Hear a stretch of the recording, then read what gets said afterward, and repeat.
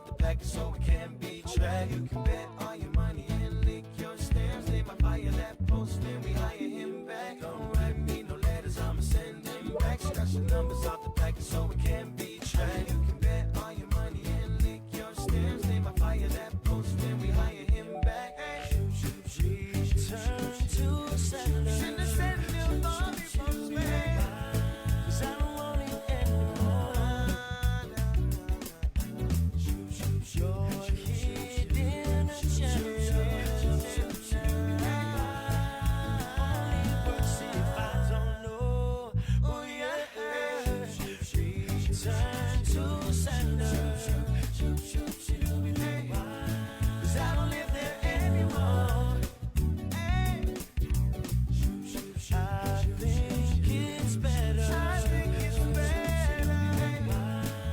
It's better if I am here no more.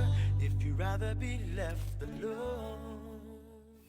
KUAM-FM Hagåtña, Guam. You're listening to The Link with Chris and Sabrina on Breeze 93.9.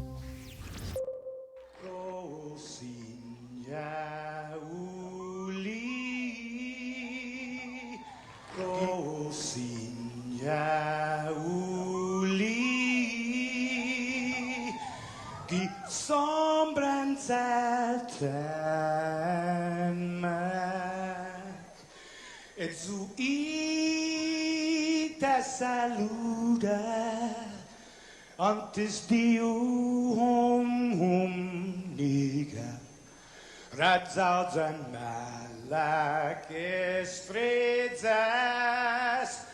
durante in todo in memu. A nogi distancia, como kupugi palu, zangiman malak guafi, ikonum nasugi airi, preba tu la noci, nai banderata gaigi, pues atan fanni bandera, kau esta pagua pumalapa,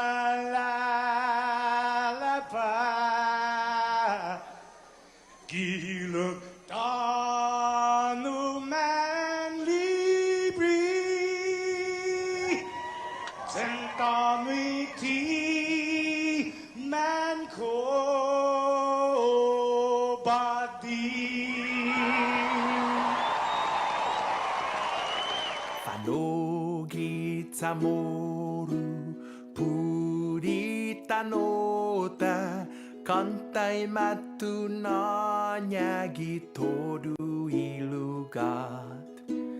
Para y honra, para y gloria, abiba es la sin parar. Para y honra, para y gloria, abiba es la sin parar.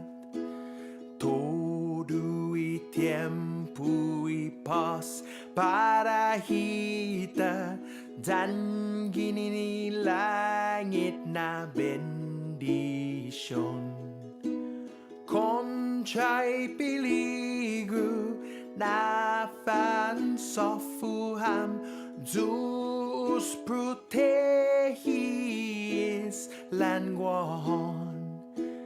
Conchay piligu na fan sofuham, Zeus protegis languahon. Osaina, Oaniti, Ninumai, Amines Kuntan, Ninale. Osaina, Oaniti,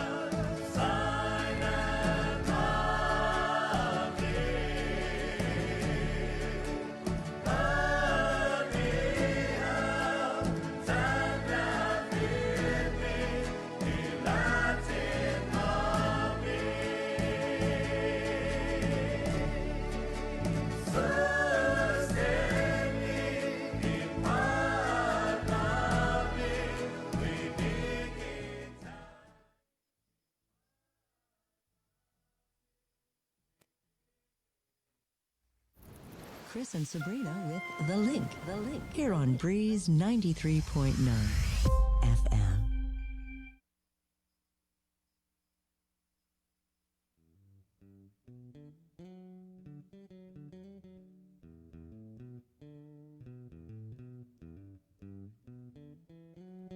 I wanna love you and treat you right. Woo, 6:08 in the morning. It's been a long time since I've had to do this. Good morning, Guam. We are The Link here on Breeze 93.9 FM. We got your host, Miss Sabrina Salas Matsanani.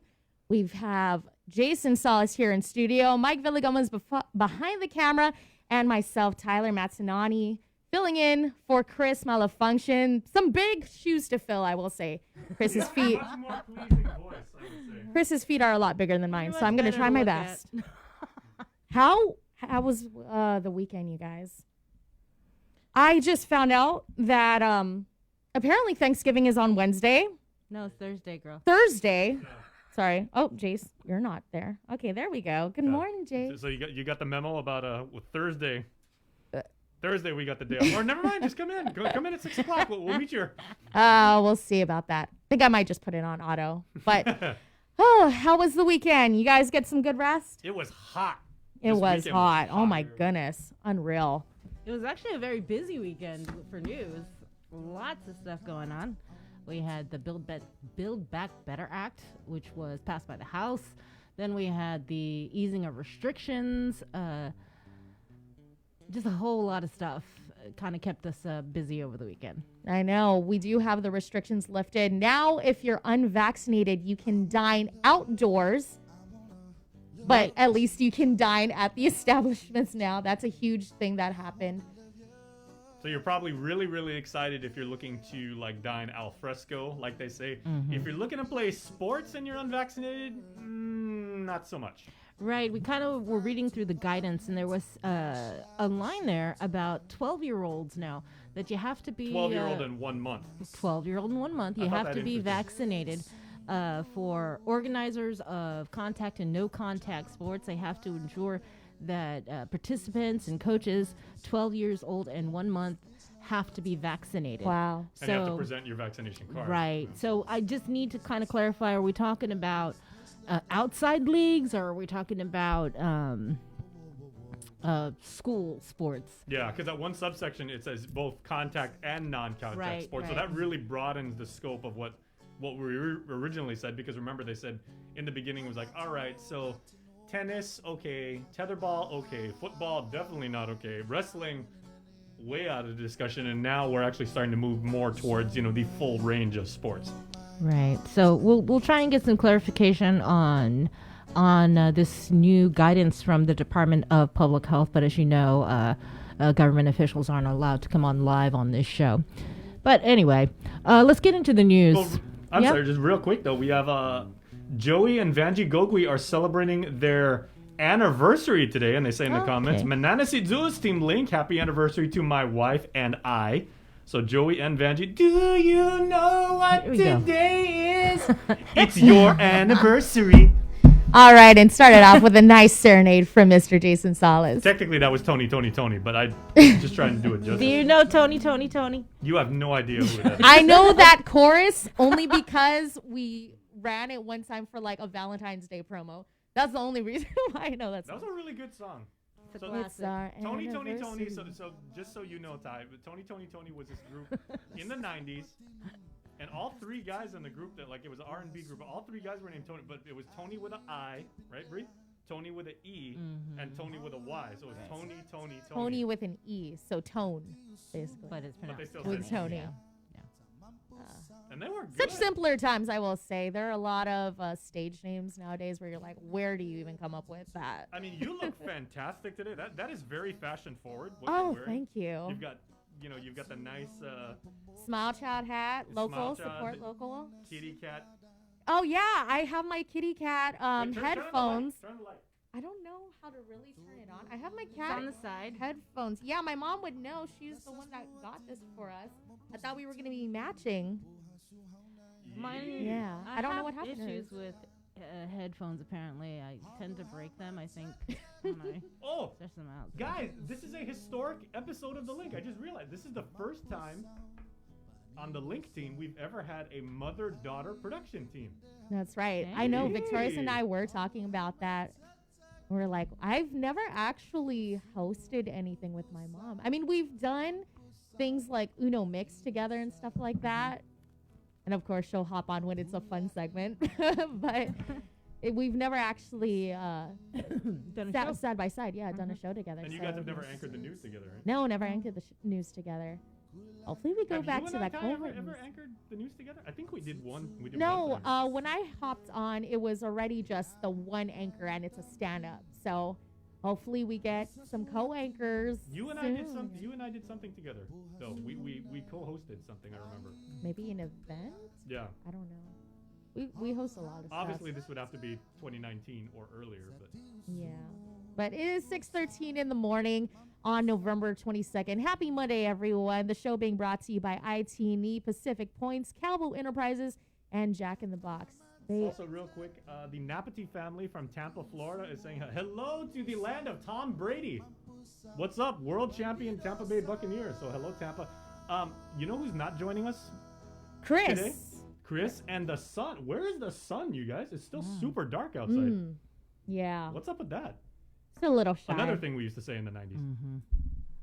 We also have a really big show for you today. We've got Congressman Khalili Sablant from CNMI. He's going to be joining us live on our show. We've also got Sinahanya Mayor Robert Hoffman, who is sitting in for the Mayor's Council of Guam President Jesse Allig. Landon Idolette, of course, your work week weather forecast. We've got Senator Sabina Perez joining us. Also, this is a big one. It's a pretty big deal because we have a very famous chef. He's an executive chef and owner of Slanted Door in San Francisco, Chef Charles Fawn. So it's going to kind of help us wind down our series on diabetes. So he's got a close connection to Guam. He came through Guam, him and his family, in 1975 during Operation New Life. And he lived down in Maritzo at the time. Right, But so- went to school in Talafofo and then hung out in Tamuning a lot. So Yeah. he put a lot of mileage Wow. on his odometer. Right, and so then we'll also have Dr. Hoelwin. But I think we should get into the news because we're running into some scheduling issues here. Alrighty, let's go into it. It's your link update here on, well, The Link.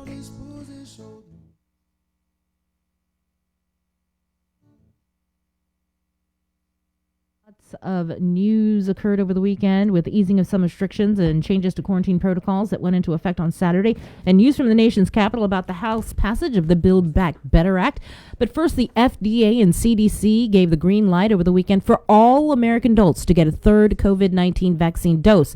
CDC Director Rochelle Walensky saying booster shots are an important public health tool to strengthen our defense against the virus as we enter the winter holidays. The move allows those 18 and older who've received the Moderna or Pfizer vaccine to mix and match shots 6 months after their initial 2 vaccines. Johnson & Johnson vaccine recipients over 18 have already been authorized to mix and match booster shots 2 months after their initial dose.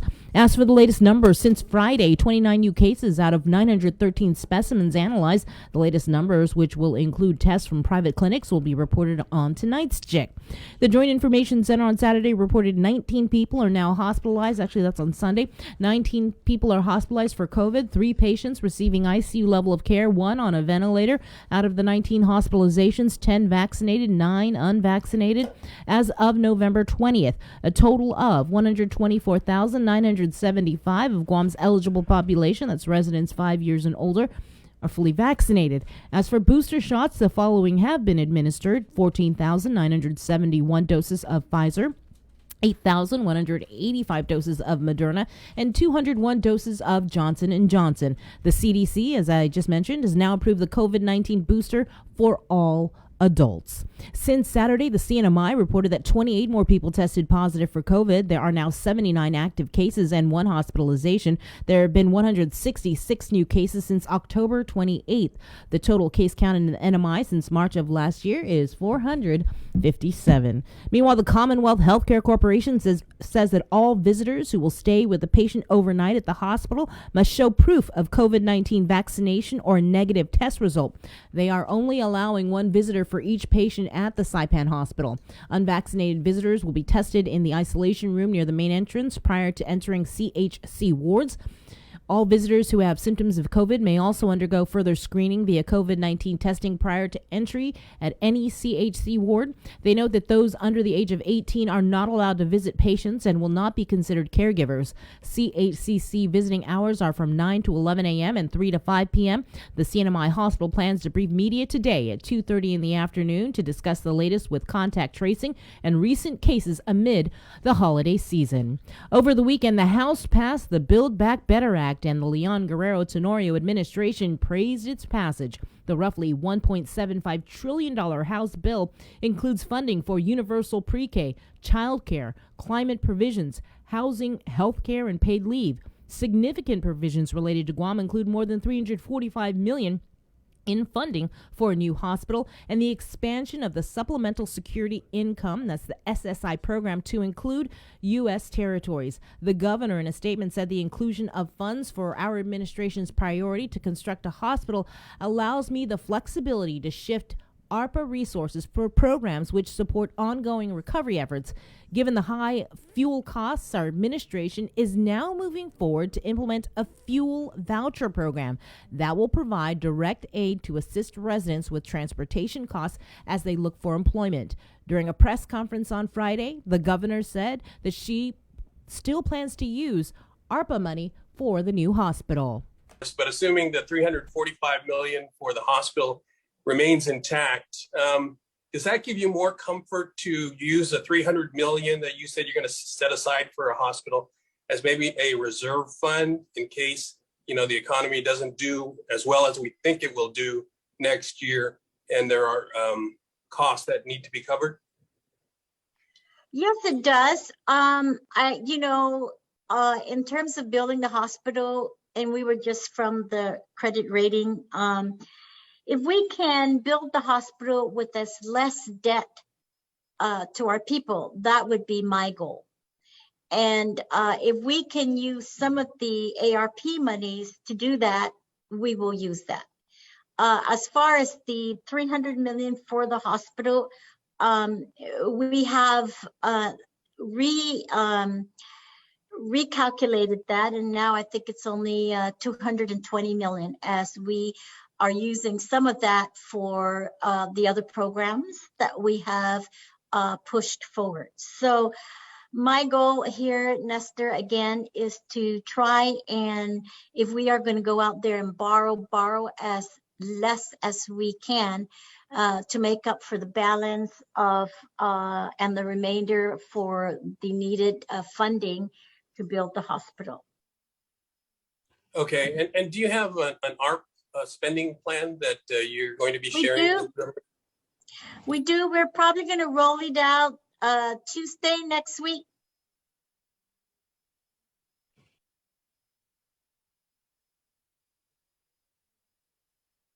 Spending plan that you're going to be sharing? We do. We're probably going to roll it out Tuesday next week. And as you heard, the governor plans to hopefully roll out the plan that we've all been waiting for ARPA money tomorrow. The Build Back Better Act now heads to the Senate for action. Congressman Michael Soniclas, meantime, held a media briefing on Saturday, breaking down the BBB and provisions that have been retained. During the briefing, he also broke down the provisions included in the infrastructure law signed by the president last week, as well as the BBB before the Senate. According to the infrastructure law, according to the congressman, about $95 million will go to repairs, roads, and bridges over the next 5 years on Guam. $11.4 million directly in investment for public transportation to increase Guam's bus fleet, among other items. $25 million to expand broadband into our community. It will help pay for internet bills. $30 million for clean water. That's for water infrastructure. $30 million to invest into our airport, and $2.5 million for cyber attacks. As for the BBB passed by the House, $345 million, as we mentioned, for Guam to use for a new hospital, $25 million for new affordable housing programs, $31 million in community development block grants. It's 10 times of an increase, and it can be used to fund anything from a new police headquarters, hardening up infrastructure, fixing our parks and basketball courts, building new gyms, fixing swimming pools, $320 million in territorial highway funding divided amongst the territories, lower child care and family care costs, universal preschool for all 3 to 4 year old children, and that'll be funded for 6 years. Access to about $1 billion in Section 811 and 202 funding. This is funding for disability and senior citizen housing. $140 million for Medicaid as a pool for the matching funds, and increasing the federal matching to 83% and 17%. According to the congressman, that puts us in a Medicaid schedule in line with the rest of the country. $30 million for climate change mitigation, adaptation, and resilience. A 1-year extension of the child tax credit, college tuition assistance, an increase in Pell Grant, extension of supplemental security income program to include U.S. territories. You can watch that media briefing in its entirety on our Facebook page. And with more news now, here is Isaiah again.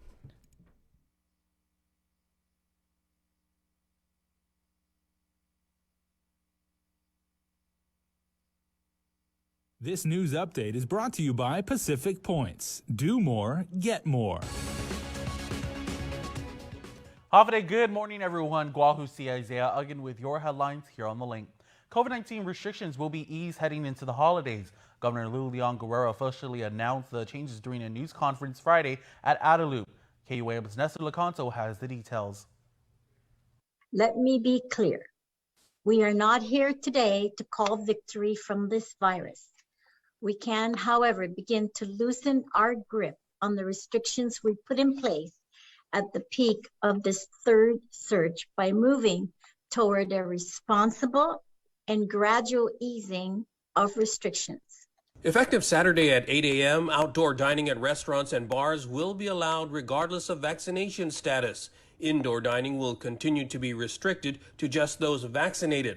Also effective Saturday morning, indoor social gathering limitations will be increased from 10 to 25 regardless of vaccination status, and for outdoor gatherings, it'll go from 25 to 75 no matter if you got the shot or not. I think lifting of some of these restrictions would allow more activities with our businesses. So that has been a factor in how we can continue to support our businesses by allowing them more opportunities for patrons and customers. There are also changes for arriving international passengers. Effective midnight Saturday, those with FDA or WHO approved vaccinations will not have to be quarantined. Neither will those who have a negative antigen test result within 1 day of boarding. Meanwhile, to stay on course, the governor also encourages eligible people to get a booster shot and children aged 5 years to 11 to get vaccinated. To promote this, parents will get 3 hours of administrative leave to get their children vaccinated. The vaccine is safe, the vaccine is effective, and the vaccine is free. She says more changes could come as warranted, but cautions that they don't want to do too much too soon. The goal is to starve this virus, and with fewer unvaccinated persons, the virus has fewer chances to survive. For Guam's News Network, I'm Nestor Lecanto. For several hours last night, the Department of Land Management and the Ancestral Lands Commission appeared before lawmakers for an oversight hearing about excess federal lands. One of the major issues brought up was the land the governor plans to build her $1 billion healthcare complex. Original landowners and heirs testified during an oversight hearing about their property in the Eagles Field area. They want it back, and they want the governor to follow the law. This is what I want to emphasize to the governor. Governor, give back the original landowners their property, especially the ones that are still alive. The property in the Eagles Field area is up for potential transfer from the federal government. It's about 102 acres. The governor, in a previous interview, said the military will be providing a lease to access the land by the end of this year, and by next year she plans to sign a lease agreement. Emmanuel Tenorio Cruz remembers growing up with his family on the property before it was taken by the military. Governor Lou Leon Guerrero, please do not try to circumvent Public Law 25-45 by leasing it from the Navy for 100 years. This land, our land, was condemned decades ago. If you're looking to build a new hospital, why not use the Oka Point in Tamuning? That land in Tamuning is available, ready for construction of a new hospital and will possibly be more cost effective. As we reported, the governor in January of this year was provided an updated list from DOD of properties that were in the process of being returned to the local government, as well as lands that were subject to potential transfer. Although she knew about the status of these excess lands, many original landowners didn't until they found out about it in the media. Vincent Flores Cabrera's mother is an original landowner. It is sad and unfortunate that the governor of Guam, who has the opportunity to discuss these excess lands to the original landowners, failed them. I ask that the Guam Ancestral Lands Commission move expeditiously to find these original landowners and their heirs and follow the law. As we reported, up to 231 acres of federal land is in the process of being returned to the local government. These include 60 acres at the former CB base, Camp Covington, 15.5 acres at the PD Power Plant substation, 13.3 acres at Tengisan Beach Park, 6 acres at the Agania Diesel Power Plant, 5.5 acres at the USO Beach Park, and 5 acres at Marbo Cave. As for land subject to potential transfer, which includes the Eagles Field area, other parcels include 23 acres at the Tumon Tank Farm, 5 acres west of Route 3, and 2 acres next to the Nimitz Reservoir, among others. Also listed for potential transfer were 6,225 acres of submerged lands from Hilaan, Asan, and Tengisan. Guam law states that properties returned to the local government from the federal government are to be returned to original landowners. However, according to the Guam Ancestral Lands Commission, in the event returned lands are kept by GovGuam for continued public benefit, original landowners or their heirs are to be compensated. The U.S. Army's Iron Dome defense system has arrived at Andersen Air Force Base as part of a requirement in the 2019 NDAA. KUAM's Hannah Devonzo has this report. The Iron Dome defense system was purchased by the Army from Israel. Public Affairs Officer for the 94th Army Air and Missile Defense Command, Captain Nicholas Chop, is a part of the group overseeing the system's experimental deployment. One of the reasons it's here is to see how the Iron Dome can handle the environment. When we look at the Pacific, we talk about the humidity, salt water, things like that. It's obviously a very different environment from Israel or Texas.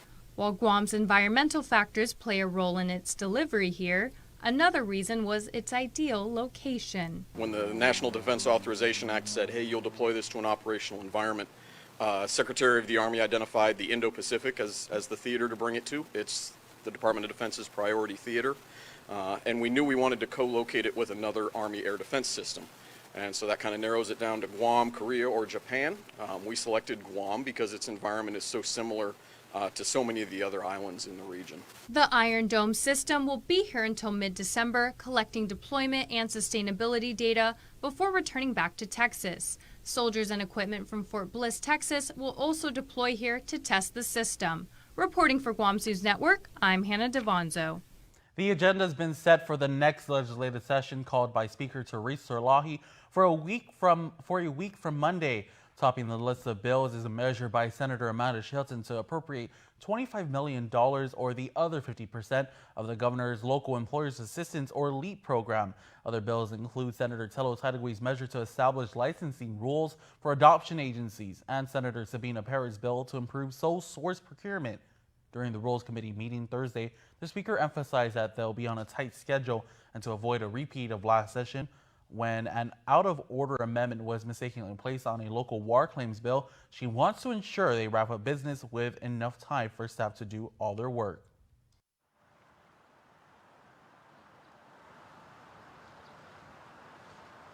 Because the 8th is a holiday, December 8th, and to allow the 2 days for legal and the clerks to do the engrossment. And so if we can end our business by the 7th at around 5, they have given me a general assurance that they can engross the bills that I estimated for them, which was one each plus one fiscal bill. Now we've exceeded that So, we're going to have to work with them to get all of this done. Again, session is scheduled for Monday, November 29th. The speaker says voting will be on December 10th, no later than 5 p.m. That's it for now. We'll see you tonight for KUAM News Primetime. This news update is brought to you by Pacific Points. Community input session scheduled for today has been canceled. The online discussion was about the return to 5 days of in-person instruction on Wednesday, December 1st for high school students. The Guam Education Board will be addressing the reopening of schools at its November 23rd board meeting and would like to conclude the discussion before issuing out further information to the public. A 38-year-old man was arrested and charged with sexually assaulting a 12-year-old boy last year. The complaint was filed with the Agate Precinct on the February 25th of last year. According to court documents, the boy was dropped off at the bus stop between 7 to 8 o'clock in the morning when a man who was bush cutting asked for his help to move blocks. The child followed the man but was then pushed up against a tree. He tried to run away but was forced against the tree. The suspect then pulled the child's pants down and performed fellatio. The suspect then ran off. It was more than a year later, on October 25th of this year, that the child noticed the same suspect at a store stacking drinks. According to court documents, Joshua Dean Chargaloff told police, quote, "Sir, please, I don't know. I'm not denying I didn't do it, but I don't remember because of meth. Expletive meth." He added, "Sir, just take me to jail. I honestly feel I may or may not have done it." Court documents say Chargaloff indicated he would do bush cutting in the same area and time frame indicated by the victim. 2 people were arrested on drug charges. According to a media release on November 19th, detectives from the Criminal Investigation Section were conducting a follow-up investigation in the Dededo area when they noticed 2 suspicious cars at a store that had been closed for several months. The detectives saw a transaction between a man and a woman. They also noticed a toddler inside one of those vehicles. An undetermined amount of cash and crystal meth was seized by detectives. Arrested for illegal possession of a controlled substance and distribution was Rodrigo Torres Cruz. Also arrested was Maria Evelyn Alano Dimla for possession as well as child abuse. Both were booked and confined while the toddler was turned over to CPS. And we are now heading into the Zoom room where we've got our Tomas Manglotnya joining us from the CNMI, and also joining him is CNMI Congressman Kalili Sablan. Good morning to both of you. Hi, yeah, good morning. Half a day. Good morning from Saipan. And Congressman, thank you so much for your time. I know you're just returning from DC yourself after the historic passing of the Build Back Better. How was that? I just asked you before in the break of you. I got to witness the 8-hour, 30-minute speech that was historic as well. But lots of money possibly on the way. I know it's a narrow battle in the Senate at the moment. Yeah. So yeah, the Build Back Better Act is just huge for the Northern Marianas, and of course after months of debate, it passed the House on Friday. We still have to get this through the Senate, of course, but the president told us he can get it done, and he said he will sign the bill when it gets to his desk. So I believe him. If the Build Back Better does get enacted, coming on top of the over $2 billion in federal aid the Marianas has received in the last 3 years, it would help everyone in the Marianas for years to come. And we know that at least under the current version, the BBB will have about $1 billion for the U.S. territories. But also this comes on the heels of the Infrastructure Act that was signed with at least $100 million dedicated to the NMI. You released a press release just before we, this morning, outlining some of the top allocations for BBB in its current form. What are some of the big ticket items there that are especially going to impact the Marianas and the CNMI specifically? Yeah, Tomas. So the Build Back Better has $1 billion for critical infrastructure in the Marianas and the other insular areas. This is again, like you mentioned, on top of the $100 billion for the Marianas in the Infrastructure Investment and Jobs Act, the BIF that the president signed a week ago. Build Back Better increases Medicaid-based funding to $70 million, more than ever before, and it gives us a local matching rate better than any state. It also extends the child tax credit that has already provided $28.7 million upfront to Marianas families this year. To us, as chairman of the early childhood, elementary, and secondary education. And following the monies that K-12 received in ARPA, I have been pushing for pre-K money, more money for Head Start and for childcare for our working parents and our students. Build Back Better has all of that. And Build Back Better also has climate change resiliency money that we need during these times of increasing typhoons. And just, climate change is just as a matter all by itself. The Build Back Better includes my College Access Act with in-state tuition nationwide for Marianas students. It includes my Employment Services and Job Parity Act, making Wagner Pacer funds available for job training and placement. And Build Back Better includes my Job Corps nationwide act. We could eventually have a job corps training here in the Marianas. And these three legislation that I had introduced, to be honest, I've been working on them for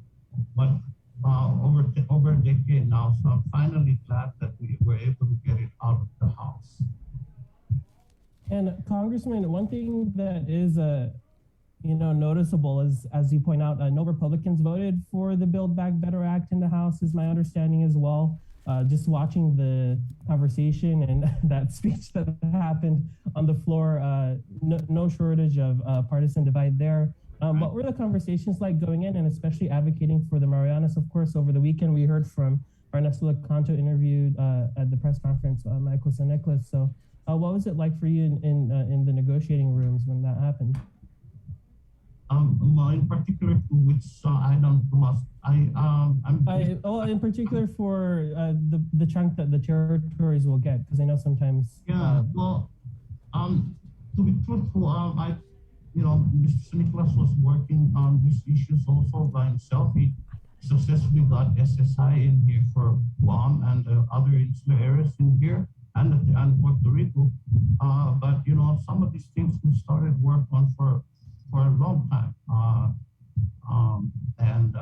Like on Medicaid, Tomas, $70 million annually from Medicaid, the most we've ever gotten, and a 7% local match, lower than any state. This is a huge for the Marianas. I've been working on this for 13 years to get us there. Donna Christensen, the former delegate from the Virgin Islands, a doctor, was working on this. I joined her in this effort, and when she left, I carried the torch and continued. And just for Medicaid alone, the last Congress was pretty good. Following a hearing I held in Natural Resources with Medicaid administrators as witnesses, Energy and Commerce held their own hearing, and we raised Medicaid, Marianas Medicaid in particular, to $60 million in Public Law 116-94. With the automatic inflation adjustment, which we included in 116-94, funding for this year was set at $64 million. So the funding for Medicaid is now automatic, and it increases with the inflation adjustment. But what we did in BBBA is we make permanent the FMAP, the federal local share, making it the current 83% federal and 17% local. And we can do even better for that. We can bring that down to 11% if we set up a home and community-based service program to bring care to older adults and people with disabilities. And our Medicaid officials who met with staff last week in DC said they can get this done. So, on the $1 billion, Tomas, that's right. Here's what happened. When the Build Back Better Act was reported out of Natural Resources Committee, we included $993 million for the Marianas and the other smaller territories. But when Build Back Better came out of the Budget Committee, $993 million has grown to $1 billion. And that sounds good, right? Except that the Budget Committee made Puerto Rico eligible for that money. And when Puerto Rico is included, all the little islands areas get less, a lot less. So Puerto Rico usually get 90% of the money. So I started talking to friends I've made over the years and pointed out that this is not what Natural Resources had in mind. And as vice chair of the Natural Resources Committee for Insular Affairs, we got this change. Puerto Rico has now been taken out. So instead of sharing 10% of 19.1 billion, now we get to share the whole $1 billion, 10 times more than we would have gotten. And that's one. If there's one reason I was glad I went back to DC for a 5-day session, that is one of the main reasons, I think. And my concern just now is that the Senate will decide what to do with this money, and that the Department of Interior will also have to play a part to play in this, and that the common government will not use the money to build that better. It could be wasted on pet projects and sole source contracts and sweetheart deals, because that's what we've been saying for years and years. So I want to see the money spent to help people. We need to improve our 21st century facilities, our Commonwealth Health Center and health clinics on Rota and Tinian. Our power plants are very old. We could use some of the funds to modernize the power systems. We could catch up with Hawaii and Guam on implementation of solar generation and battery storage. They're way ahead of us.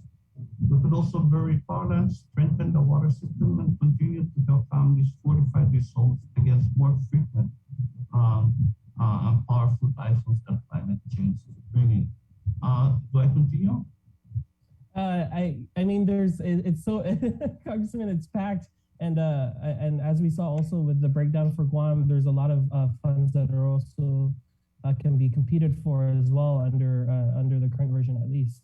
But I did want to ask you. You did just mention about millions of dollars in federal aid have been given to many jurisdictions during this time of the pandemic, especially.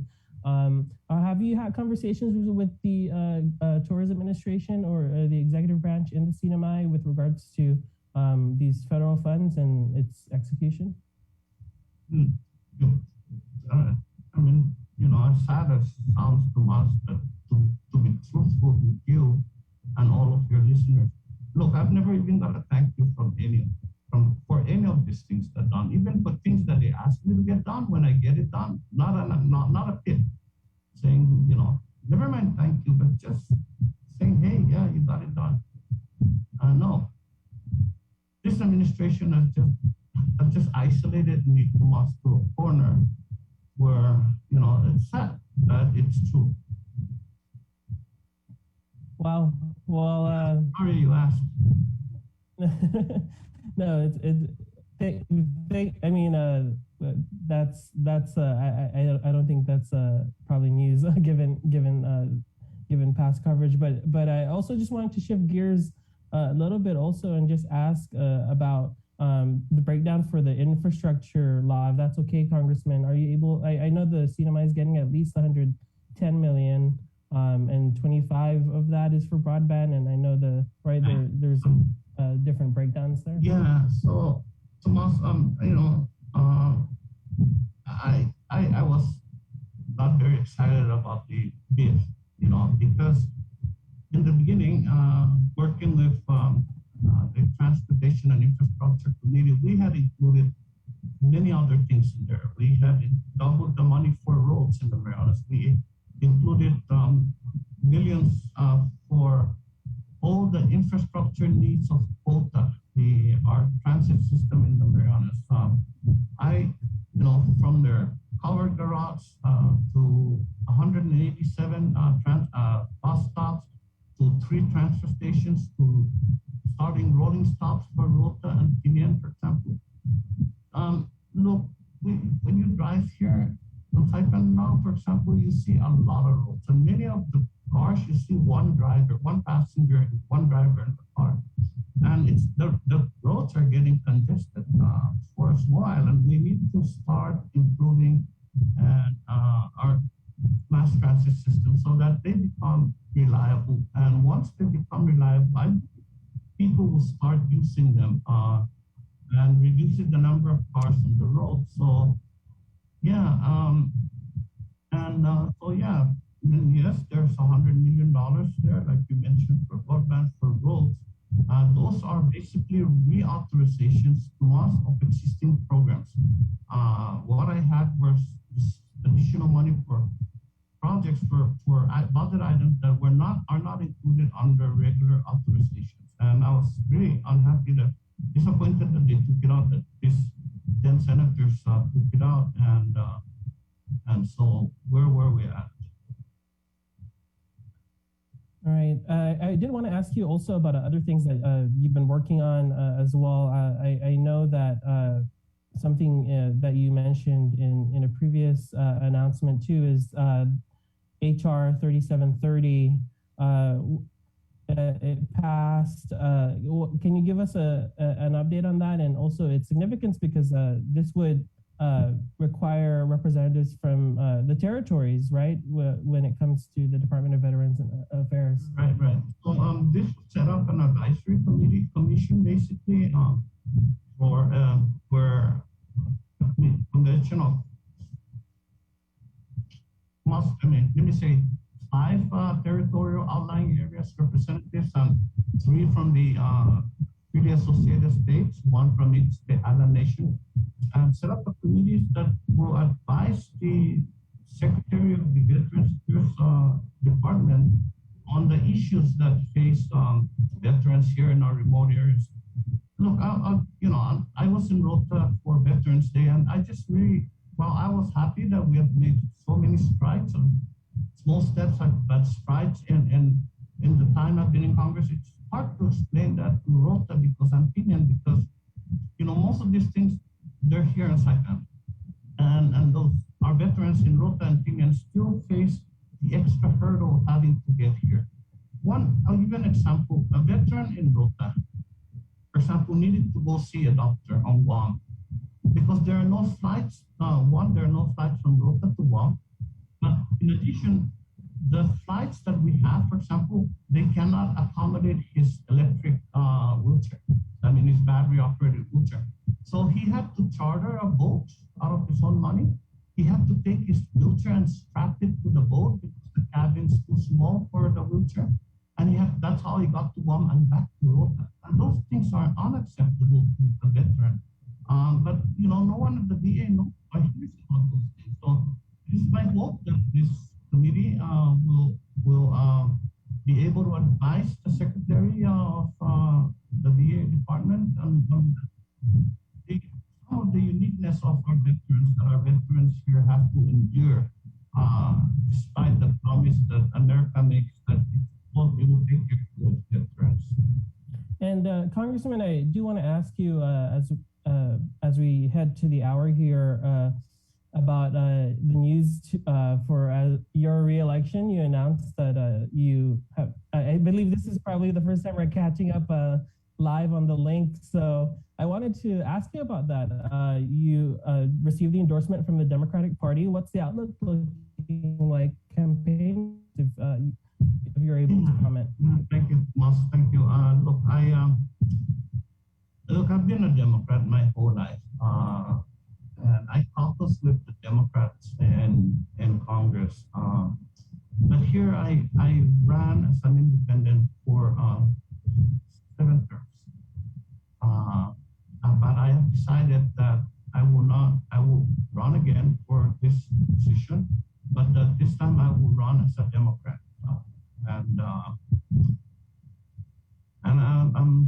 I'm happy that I understand that I'm the only one who submitted a letter of intent for this position within the Democratic Party. I would hope that the Democrats will accept my letter of my intentions and allow me to run as a Democrat in 2022 next year.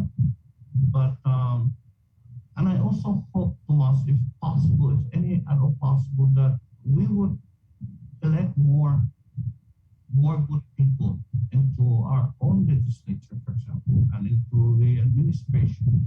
And from what I see, Democratic candidates are the best hope, shining stars, if I may. So I'm happy that I decided this, but and I'm also hopeful that the Democrats will accept me and be their nominee for this position. All right. Well, as we head into the holiday season, Congressman, also just wanted to open the floor if you had any message to the community before we let you go here. Yeah, Tomas, look, I'm preparing an act for the paper, but look, I sometimes honestly think I'm the most luckiest person alive on earth in this job. It is my dream job. I dreamt about this job in 1986, working for Senator Illinois. And I'm just glad that I decided to run against all odds in 2008. I got elected. 357 days. And I have, look, I go to DC and I spend a lot of time away from home, but I go to DC to work. And I work in DC, almost every day. I mean, weekends as well, more so with the time difference with home. And I'm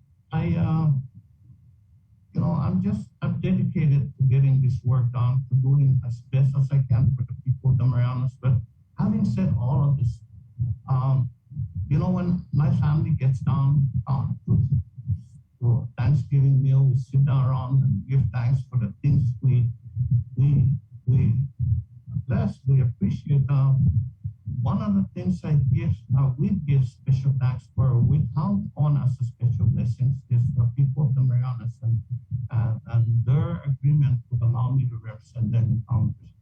I can't do this on my own. I need them, and I need them on election day, and just as I need them throughout the 2 years of the term.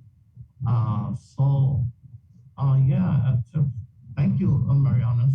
Thank you for allowing me to serve you in Congress. I promise to continue to do my very, very best to serve you as best as I can. And just very grateful. Thank you for your support and friendship. All right, there you have it, Congressman Kilili. Just returning to Saipan, thank you so much, Congressman, for your time. And of course, we hope to be in touch as we track the progress with the Build Back Better Act as well. Right. So I appreciate your time. Thank you so much. Yeah, Thomas, let me check if I am allowed to, so I'll go work, but I'm at office. I'm not allowed to meet the public. But let me find out if I'm out of quarantine, and then maybe we'll get a chance to chat somewhere if you want. Yes, that would be great. And we really appreciate your time again. And thanks so much. Yeah, thank you. Peace. All right. Thank you so much, Tomas. And thank you, Mr. Congressman. Your Honor, we truly appreciate the opportunity to speak with you once again. And please stay tuned, everybody, because the link will continue right here on KUAM right after these commercial messages. Get the job done the right way by getting the right stuff at East West Rental Center. With years of experience helping builders, we definitely got what you need. Call 646-1463 or visit us in Upper Tumon. Open Monday to Saturday from 7 a.m. to 5 p.m. and on Sundays from 8 a.m. to 5 p.m.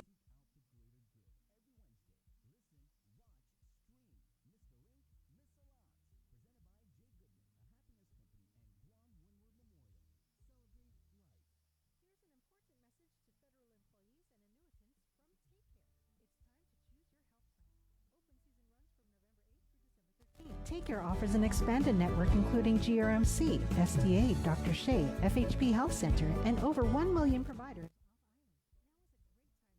More about TakeCare's 2022 FEA.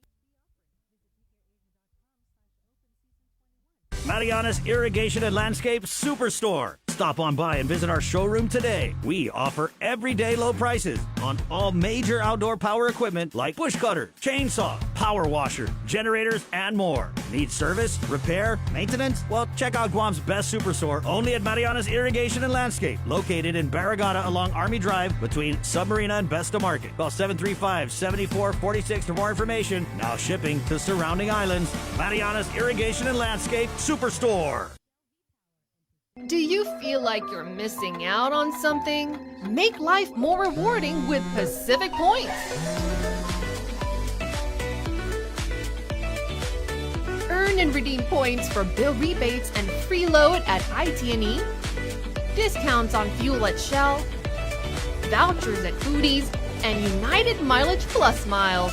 You can even pay with Pacific Points at IT&E, Shell, and Foodies. Pacific Points. Do more, get more. GU Self-Storage, conveniently located near the Harmon McDonald's. We offer affordable rates, online payments, and auto bill pay for your convenience. Plus gate access daily from 6 a.m. to 9 p.m. Call us today at 648-7867 for more information. The relationship between Guam and Manila, Philippines is undeniable as we share similar cultural traditions, history, and heritage. With generations of Filipinos calling Guam home, KUAM presents a monthly look at the capital city, featuring in-depth and engaging interviews on everything from medical tourism to new business and government leaders. Veteran newscaster Nestor Lecanto delivers Beyond Our Borders. This special program is brought to you by KFC. Say hello to the First Hawaiian Bank mobile app. Got a question about your finances? You've come to the right place. Bring all your accounts together, even those that aren't with us, and see the big picture, right down to the smallest detail. Unlock powerful tools like Insights and Money Map that help you save time and take control of your finances. When you connect accounts with the First Hawaiian Bank mobile app, it all starts with yes. We all know that a healthy lifestyle is important to prevent chronic diseases and long-term illnesses and boost mental health. It's difficult to determine exactly which healthy habits are worth investing in to live longer and healthier lives. But FHP is here to help. Tune into The Link every Tuesday for FHP Hafa Health Tips, brought to you by Take Care. Helpful advice about healthy lifestyle choices that will have a big difference in your health from the medical experts at FHP Clinic. FHP Hafa Health Tips on The Link every Tuesday is brought to you by Take Care.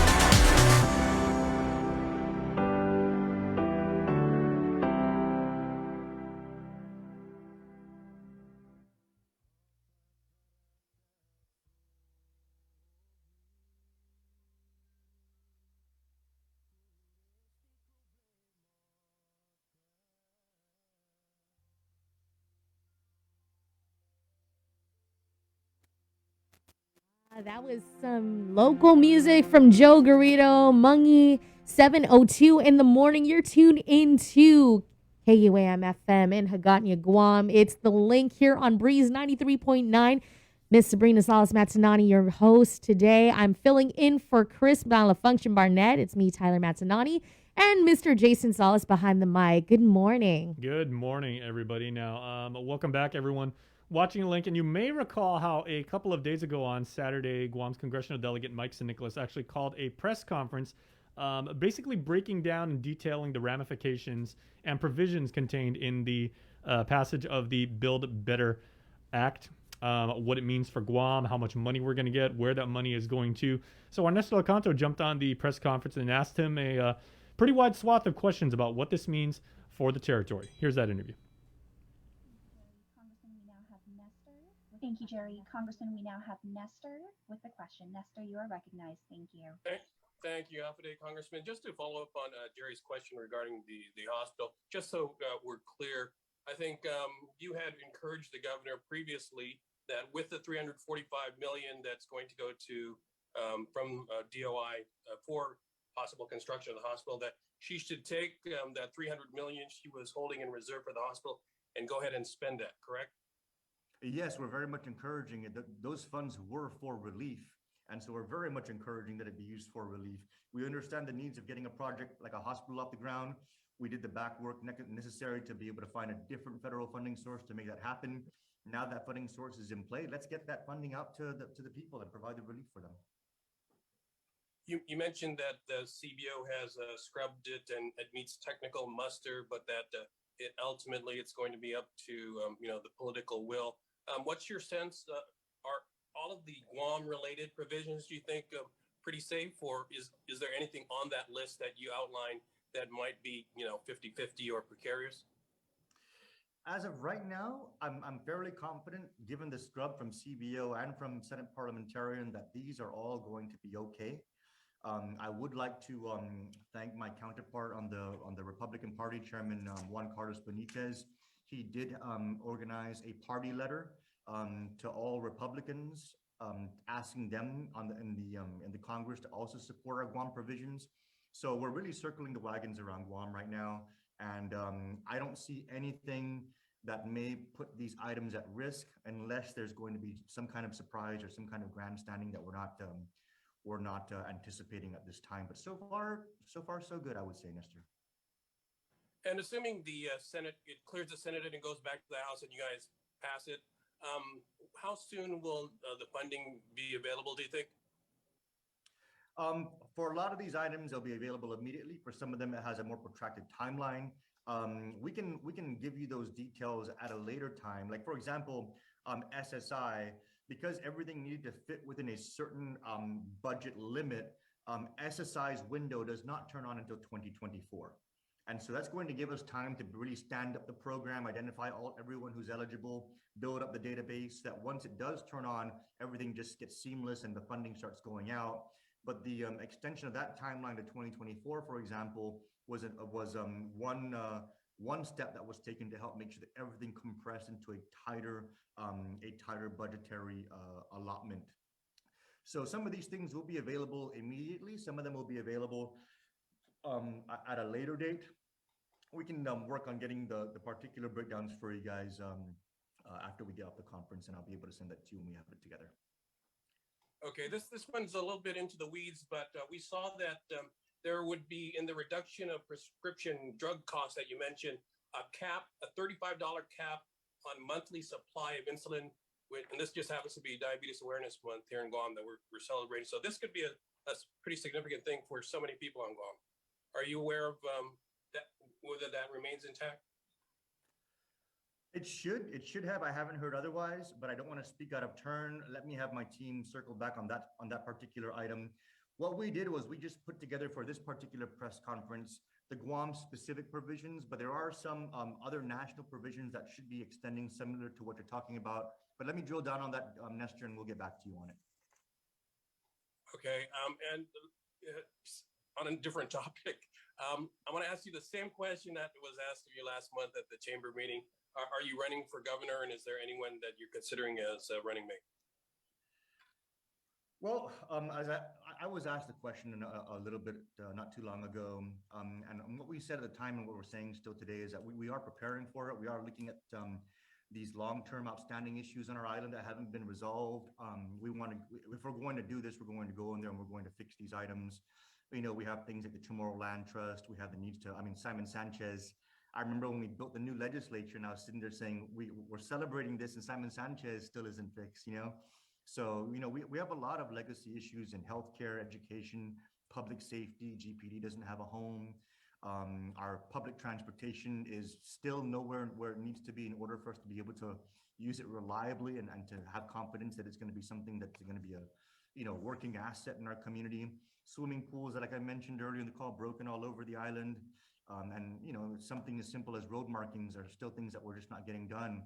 So, you know, as we continue to work towards that that outcome, we're definitely doing the work, the preliminary work necessary to understand what the job is going to entail, where we need to focus our energy, how we're going to go in there and resolve these issues. We even talked about things like affordable housing, bringing down taxes, reducing the cost of living, helping to positively impact gas prices. There's so many local initiatives that we can start working on, and we're definitely doing the homework necessary to fully understand them and to present solutions to tackle them, even if they're kind of out of left field. So as far as any kind of formal announcement, we will not be taking that step until we're absolutely certain that we have a firm handle on the fact that making that decision is going to be for the greater benefit of the people of Guam. If they will, of course, have us fill in for that role, if they'll elect us for that role, it's ultimately going to be their decision. But yeah, we're still evaluating things, and we're still absolutely sizing up the nature of the responsibility. But it's very much on the table, Nestor. All right. And in this evaluation, are you considering potential running mates? There's a lot of great people out there. I think another news channel did a poll, and so many names came up. There's a lot of really, really good people out there with tremendous expertise that have a lot of positive things to contribute to the island. And, you know, many in ways that are, you know, very complementary to what we're lacking on our end, or very complementary on further bolstering what we're strong in. So I don't think that there's going to be any real shortage of seeking out a running mate. So we're first going to actually line up what the work is going to entail, because whoever we have that discussion with, we're going to sit down and say, hey, by the way, this is what you're really getting yourself into. You know, this isn't going to be a ribbon cutting, proclamation signing, frou-frou type of service. We're going to get in there and we're going to do some real grind work to get this done. Are you up for it? And ultimately, that's going to decide who the running mate's going to be. It's going to have to be somebody, of course, who's aligned with the philosophies, but more so dedicated to the work. The people of Guam ultimately are wanting outcomes, and it's going to have to be somebody who's ready to, you know, kind of go down the same road I did and add more of these on, you know, in order to get things done for our people. So we have not, of course, selected anybody or have any kind of final person in mind, but it's going to be someone who's going to have the same kind of commitments and fully understand what the job's going to entail. Are you considering someone outside of the Democratic Party? I would be open. I would be open to someone outside the Democratic Party. Anybody, you know, running from any other party, any independents. Again, it's never been about party. It's about trying to find the right you know, chemistry and the right partnership to be able to get things done. And there's a lot of people out there who would associate as Democrats, as Republicans, and as independents who would fill that qualification. So we would absolutely look you know, high and low and see who's interested. But party is not going to be the determining factor. It's going to be commitment. It's going to be capability, and it's going to be the you know, an understanding that this is going to be one hell of a grind, but the outcome and the end result is going to be worth it. We want to find that special person. And finally, when do you anticipate you're going to be making a decision? It's hard to say. Again, like I said, we're evaluating these issues. We want to make sure we have a firm handle on it. When we get there, and then when we have that conversation with whoever ultimately is going to potentially be our lieutenant, that's when, of course, any kind of announcements will be made. But we're still very much in the fact-finding phase of things. We want to make sure that we're doing this and we have the right information in front of us. It's not about running, and it's not about winning an election. It's about understanding the work and getting there and doing it the right way. So that's what we're focusing on right now. As far as timelines, it's still too soon to tell. All right. All right. Good stuff about what the signing of the Historic Act means for our island community right now. So let's get you up to speed on what else is happening around the island right now. Here's Uncle King Conception with this morning's Chamorro News Update, sponsored by our friends at First Hawaiian Bank. Buenos updates to get soon to be finod sa morgan ni KUAM News. Presenta ni Familian Mizo gi First Hawaiian Bank. The Food and Drug Administration and the Centers for Disease Control sa may prebagyutumon semana na sinastapagod to di man gaidat para doubts into Estados Unidos marisibi minatres na dinilog minakuna ni COVID-19. Este sa sedi AGCI 18 años na edad para hulo no esta marisibi Moderna para Pfizer na dulog sa sina ma-mix and match como esta madulog ni Finit na sa segundo na binakuna. Lo después 6 meses malofan esta desti minados na dinilog. At sa madulog esta ni Johnson & Johnson sa 18 años para mkonya na edad sa man maautoriza loki na di mix and match na dinilog booster después de 2 meses na tempo. Distiya na esta man madulog ni Iprimet. Ilanya Direktor di Departamento ng Salud Publiko dan Serbisyon Sosyal si Art San Agustin na mansen magopsiya na ma-apreba este ni CDC para todo i-adults sa may epok todo na fan madulog ni i-booster. Asangan mas na naano kasi na peste na debilita fan danya data fan matsotso todo para taprotehan may sahid. Este booster shot sa otrua mas gipernitehan este na cetnod dan izona variant siya. Mas artikulo, 2 na tato sa man maresta po na sakin binenu. Sigon ni release para i-media, gidia 19 November, Detective siya gini Criminal Investigation Section gi GPD sa matatiti di investigasyon gi sa dededu ane maripara 2 na kareta gi mianan untenda ni haga sa mahul semesta. Maliin ni Detective siya kulang kontratan din spatsa kontra ang Palawan sa nun lahi. Mali loki on padgun dikiki gialum uno na kareta. Masorda sa matsuli ni polisiya sa lapi ni timatungo trabia kwanto por todo balinya dan crystal methamphetamine na bineno. Imaresta po na sa aking bineno sa si Rodrigo Torres Cruz dan si Maria Evelyn Alano Dimla po man sustete ni bineno dan po din nabuson padgun. Mabukid doors na makandalo. Maagang Child Protective Services para maserbi padgun dikiki. Yuto mo na sunto para pago na Lunes gifinul sa moro gini KUAM News. Departamento ng Edukasyon sa manunsya gi Bernes na adzi parent community input na session na maschedule para pago na dia sa makansela. Adzi do pusina din diskuti sa podbinira ni Famaguan ni Tatkalo na eskwela siha tatigi adzi inafana na leksyon gi Merkulis dia 1 gi Desembri. Iguam Education Board sa siyempre madiskuti binaban ni eskwela gi meeting niya gi dia 23 gi Novembri. Zaman malago naman na fakpo este na din diskuti anti si manahudong mas informasyon para publiko sigon i-release. Para Guam News Network, Guau Sikin Conception. Yasuto ifinut sa muro sa presenta sa ninafato ni Familian Mizo gi First Hawaiian Bank. Say hello to the First Hawaiian Bank mobile app. Want a better look at your spending? With MoneyMap, you can automatically create budgets and manage where your money is going. Know when you have a green light or when it's time to slow down. Maybe cook more meals at home this week. Set your goals, track your progress, and find your way to exactly where you want to be. With MoneyMap from the First Hawaiian Bank mobile app. It all starts with yes.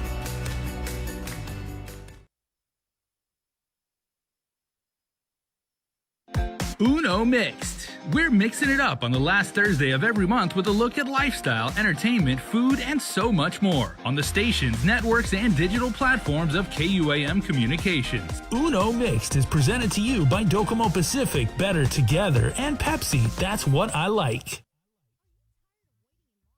1 in 6 people on Guam are affected by diabetes. The terrible impact of the disease on the island has only been amplified by the COVID-19 pandemic, as many of those hospitalized and those we've lost had pre-existing underlying conditions like diabetes. As November is Diabetes Awareness Month, KUAM News has partnered with AI Health to raise awareness for this disease that affects so many of us and to showcase a number of ways to prevent, treat, and care for those with diabetes. Join us for AI Health's A Healthier You, Making Diabetes History history on Guam. A multi-platform campaign on KUAM Communications, including a 6-part series on KUM News Primetime and Weekend Edition, and our digital media platforms kicking off on World Diabetes Day, Sunday, November 14th. Daily interviews with expert panelists on the link beginning November 15th, and a special interactive town hall meeting on the link with experts from AI Health, with more information on their diabetes validation study and a new level of precision care that aims to create a healthier Guam. A healthier you, making diabetes history on Guam. A look at how diet, exercise, and technological advances in disease monitoring and medical care can have a positive impact on our community. The Healthier You series on KUAM News is presented in partnership with Calno Select Care and Paradise Fitness Center. Catch SportsLink on the KUAM News Morning Show, The Link, every Friday for the latest sports news, game schedules, athlete profiles, and more. SportsLink airs every Friday across the multi-platforms of KUAM. Tune in to the broadcast on Breeze 93.9 FM, on KUAM TV 11, live stream to the KUAM News Facebook page, or view highlights on YouTube, KUAM News Facebook, and Instagram page. SportsLink is brought to you by Mariana's Irrigation and Landscape. Learn about people and organizations making a difference in our community on the greater good every Wednesday during The Link. Building awareness, promoting events, generating change. Find inspiration to seek out the greater good every Wednesday. Listen, watch, stream. Miss The Link? Miss a lot. Presented by Jay Goodman, a happiness company, and Guam Windward Memorial. Celebrate life. This year, Giving Tuesday falls on November 30th. And though our community is still facing some of the most challenging of times, there's no better time to volunteer, donate, spread awareness, and do whatever you can to help those in need. Let's continue to build a wave of generosity that creates a ripple effect for all in our community. Throughout the month of November, Team KUAM Care Force will be showcasing some of our favorite charities. To inform, inspire, and introduce you to the wonderful things these groups are doing for our community. We're also calling on you to donate to our food pantry and toy drive to benefit the Salvation Army at our KUAM studios. Any weekday between 10 a.m. and 2 p.m. starting on November 1st. Or stop by our second annual donation drive-thru event on November 30th. You can also visit our studios to sign our Kindness for Caregivers wall to show our healthcare workers our appreciation.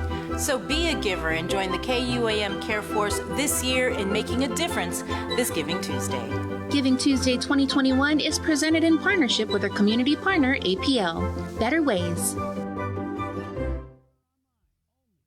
Get ready to run or ride to 22 with the Miles Challenge. Join the challenge from now till January 31st to rack up those miles on foot or by cycling. Runners can choose from 100, 200, and 300 miles. Cyclists 300, 600, and 900 miles. Go to mileschallenge.com to select your challenge and register today. The Run and Ride to 22 Challenge is brought to you by Uproar, Trench Challenge, Killcliff, and KUAM Communications. Donation proceeds to benefit the EMC Cancer Foundation. Guam is good. The world of television is more exciting than ever. Don't miss a minute of special presentations from NBC on KUAM TV 8 or from CBS on KUAM TV 11. Every month, we'll bring you the fun and excitement of award shows and red carpet moments, special series presentations, and other great network programs. Brought to you locally by King's Restaurant, Ruby Tuesday Guam, and Docomo Pacific, giving you more reasons to tune in and turn on. Fall in love with TV again with the best from KUAM Communications. Let's get merry during the most wonderful time of the year by making spirits bright. KUAM Communications and Coast 360 want to highlight your decorations and lights by flooding the social media pages of KUAM with your videos and photos. Finish your holiday setup, snap a few shots or video of your delightful display, and send it to us through social media or email them to promotions@KUAM.com. Check out our posts every Friday or tune in to KUAM News Weekend Edition for a special montage of the submissions certain to be making spirits bright with every broadcast. Warmest holiday wishes from KUAM Communications and Coast 360 Federal Credit Union. Together, we thrive.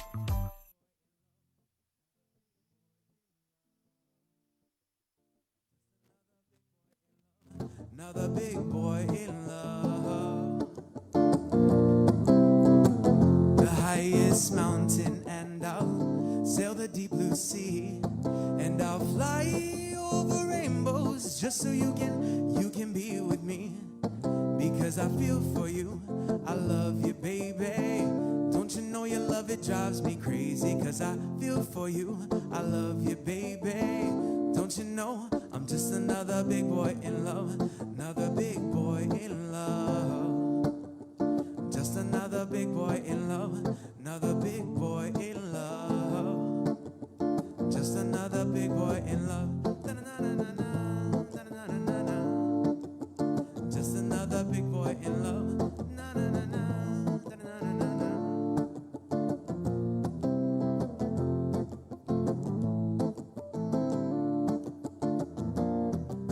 Roses are red and violets are blue, and I'm not gonna stop until I end up with you, end up with you. Roses are red and violets are blue, and I just wanna say I love you. Roses are red, canaries are tweeties. Let me miss out, and yes, you're my sweetie. I said roses are red and canaries are tweeties. Let me miss out, and yes, you're my sweetie. For I'll walk the highest mountain, and I'll sail the deep blue sea, and I'll fly over rainbows just so you can be with me. Because I feel for you, I love you, baby. Don't you know your love, it drives me crazy. Cause I feel for you, I love you, baby. Don't you know I'm just another big boy in love. I'm just another big boy in love. Another big boy in love. Just another big boy in love.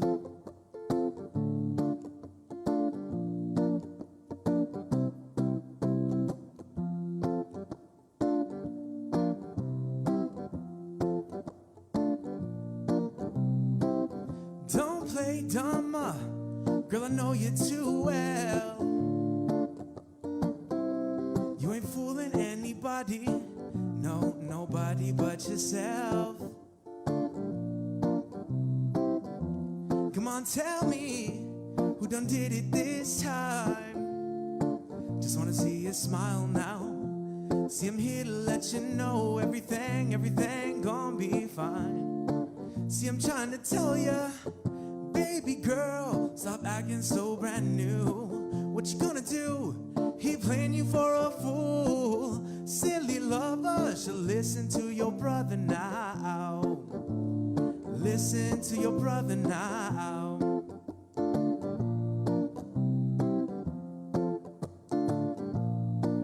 Is it the way he looks into your eyes that keeps him on your mind?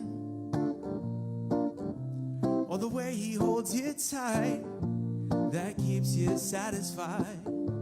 Whoa. Well, lately it's been frowns way more than you smile, and you're sick and tired of how he let you down, feeling your pain through my night and your days. Well, I'm trying to say, won't you hear me when I say, baby girl, stop acting so brand new. What you gonna do? He playing you for a fool. Silly lover, should listen to your brother now. Listen to your brother now. Baby girl, listen to your brother now. Listen to your brother now. All right, some local music there. Dusty Danger with Big Boy in Love. That was an LLF Live Local Fridays. I miss those days. It's 7:26 here in the morning. You're tuned in to KUAM FM's The Link on Breeze 93.9 FM, and we are all over the different platforms. We've got Facebook Live going on right now. Tune into that.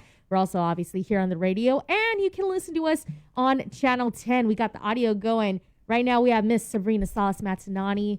Good morning. Good morning. Welcome back. How's the traffic out there? It was actually really smooth. Nice. Yeah. You know, we've got Mayor Robert Hoffman. He's coming into the Zoom room in a few more minutes to give us an update on all things regarding the Mayor's Council of Guam. But again, if you need to get your booster shot, get vaccinated, you can do so at the Northern Region Community Health Center. That's Mondays, Thursdays, and Fridays from 10 a.m. to 6 p.m. Well, not this Thursday, I'm pretty sure. Right, not this Thursday. Also at the University of Guam Fieldhouse in Manilao, that's every day except Thursdays and Sundays from 11 a.m. to 5 p.m. You register online at tinyurl.com/COVID stops with me for the University of Guam. You register at tinyurl.com/vaxguam. Now, requirements for minors to receive the Pfizer vaccine. Your parent, legal guardian, obviously, you have to provide a birth certificate. Must have government-issued photo ID. Minor must be accompanied by a parent or legal guardian, and guardians must present legal guardianship or power of attorney documents. Also, as we've been talking about, the easing of restrictions went into effect on Saturday. Social gathering limitations were increased to 25 individuals indoors or 75 individuals outdoors. That is regardless of your vaccination status. Outdoor dining at restaurants and bars are permitted regardless of a patron's vaccination status. And of course, this is subject to public health guidance. Indoor dining at restaurants and bars will continue to be restricted to patients who provide proof of vaccination. All covered establishments must continue to comply with mask wearing and social distancing requirements, as well as vaccination and testing requirements for employees and staff, as provided by public health guidance. So basically what they're saying is that if you are wanting to go to the restaurant, if you're vaccinated, you can eat indoors. If you're not vaccinated, you have to eat outdoors. I don't know if there's like a majority of restaurants on Guam that have outdoor eating facilities. They do? It's been a while since I've been to restaurants. But again, if you want to go... That was the big thing when we switched from P-Core 4 back to P-Core 2 or whatever order it was. And everybody set up like the outside tents, and they put, basically like tables and chairs like outside the dining facility so that you could do that open air. Mm-hmm. And the other thing I noticed in the latest guidance from public health was the requirement for vaccination for kids that want to play sports. And we have confirmed that it doesn't necessarily matter if it's interscholastic sports or if it's in an outside league. You have to be vaccinated. If you're 12 years and 1 month, you must be vaccinated to play sports, and that's including the coaches. And you have to show that proof of vaccination. We just and I got believe that. Masks are optional if you compete in sports. Now I saw, because I'm a volleyball player, right? Like when Dave Delgado does our sports. By the way, congratulations to the Academy Cougars. They were the lowest seeded team. They actually took out undefeated St. John's en route to making it to the championship game. So congratulations to Coach Manny Guarin. I've played with and against Manny ever since I was in college. Good guy. He's built a fantastic program over there. Another impressive trophy for Academy's already considerable mantle of athletic achievements. But shout out to the Cougars. Yeah. Hey, class of 2015. Little shout out for my class over there. There you go. How many volleyball championships did you guys have when you were there? I mean, oh, dude, don't ask me. I don't know. I mean, seriously, Academy's trophy case of all of their various sports over the years looks like Boston Garden. It's crazy. But the reason I brought that up is because, like, when you're watching that, you see some players wear masks when they do that. Obviously, volleyball, it's an easier sport to do that than, say, if you play football or if you play soccer or if you're doing like cross country, and those kind of sports probably not that naturally conducive to wearing a mask. But the mask wearing is not mandated. Some athletes just do it because they feel safer or they want to. Okay, well, I'm not sure, but I think the previous mandate, it was 16 for vaccination. So this is actually a pretty big change for now being 12-year-olds that have to be vaccinated. 12-year-old and 1 month. All right, 12-year-old and 1 month. Do you have any idea why they did that? It says athletes. Probably because of the waiting period. If you're 12 and then to be fully vaccinated, you got to wait the 2 to 3 weeks. Then you go back and get the second shot, maybe. But also, it's worth noting that it's not only youth athletes, student athletes, and it also includes the coaches and and the people that are kind of like behind the scenes. And I believe it was contact and Non-contact. Non-contact sports. So basically all sports. Yeah. That was kind of like the question that was lingering over the weekend when the new guidance came out for those who actually caught it, So I wonder if this opens up the possibility for big 5Ks to happen again. As long as everybody's vaccinated. I mean, to properly register, you must be vaccinated. I don't want to go that far, Jace. Yeah. Do we got somebody who That's can a lot of actually, clearances to go through. Confirm that. Let's not spread. No, I'm just saying. I'm wondering if that is. Oh, well, maybe we can get public health. Yeah. Maybe not on the show, but on a pre-record or something. Also, going into effect over the weekend were the new quarantine protocols. So individuals traveling from a foreign country must comply, and this is not new, with the new federal requirement to board a flight in the U.S., including Guam, and are further subject to quarantine at a government facility with the following exceptions. Individuals may be exempt from quarantine upon presenting proof of full vaccination with FDA authorized or approved or WHO EUL approved COVID-19 vaccines, or a valid negative PCR test collected no more than 3 days prior to departure, or a valid negative antigen test results collected no more than 1 day prior to departure, as provided again with public health guidance. Mm-hmm. Well, Mayor Hoffman, Robert Hoffman, is in the KUM News Zoom room now. And, I guess as we segue to this interview, Buenos, Mayor, good morning. Always good to see you. It's been quite a while, I would say. Yes, it has. Hafide, good morning. Hi, How are you Mayor. all? We're doing all right. And actually, I did want to kind of like transition into this interview by asking, because my mom asked me last night, and she goes, Jace, do you know any like local eateries now that kind of the restrictions have been modified and lifted to some degree? Are there places that have actually announced that they have like set Thanksgiving meals coming up for Thursday, where you can just go and pick? I haven't really heard of a lot. Ruby Tuesday does, so we've been there for Feed Me Friday. Oh yeah, they've got the three. I saw that you guys had like a 3-course meal or something. Yeah, it was Oh great. my goodness! I wish I was there for that Feed Me Friday. Now, Mayor, of course, you are the civic leader for the wonderful village of Sinania, but you've basically got your pulse over every square inch of Guam. Do you know of any other places that are they're offering like set meals? I think I saw King's had a special, and I'm not sure of anywhere else that I saw that they actually had a full turkey dinner. Usually when I want to crave turkey dinner and it's not a Thanksgiving, you should go to IHOP. So that's kind of my thing to do. Just order the turkey dinner there, and then add some of the sides to it. But it's gonna be an interesting Thanksgiving. We're hoping people stay safe and continue to practice, because having only 4 positive cases the other day, that's promising, and let's hope it doesn't shoot up anywhere. Yeah, the reason I was asking is I just thought, with the governor's announcement on Friday and then the new restrictions actually kicking in on Saturday, I would think that, like restaurants would, like jump all over that and just say, hey, leading up to Thursday, here's how you can do business with us. But hopefully we're going to see more of that in the next couple of days. Hopefully. My thing is that, everyone, this is the season for all the Christmas parties now, and having a 25-member Christmas party, that's not fun. So hopefully we can have it outdoors. Down, and then we can have. I know we have the outdoors, but I don't know. Maybe those outdoor companies can now really give a good push to see what you can do outdoors and have a nice Christmas corporate party outside for stuff. So, I love going to those. I love seeing how many people just really put on their holiday spirit. They get themed up and they get all dressed up and they go out. So it was just something to look forward to during the holidays. Yeah. And I guess I've got one final question before Sabrina gets into the real tough stuff. But Mayor, we know, I'll ask you the same question I asked your colleague, Mayor Jesse Allig.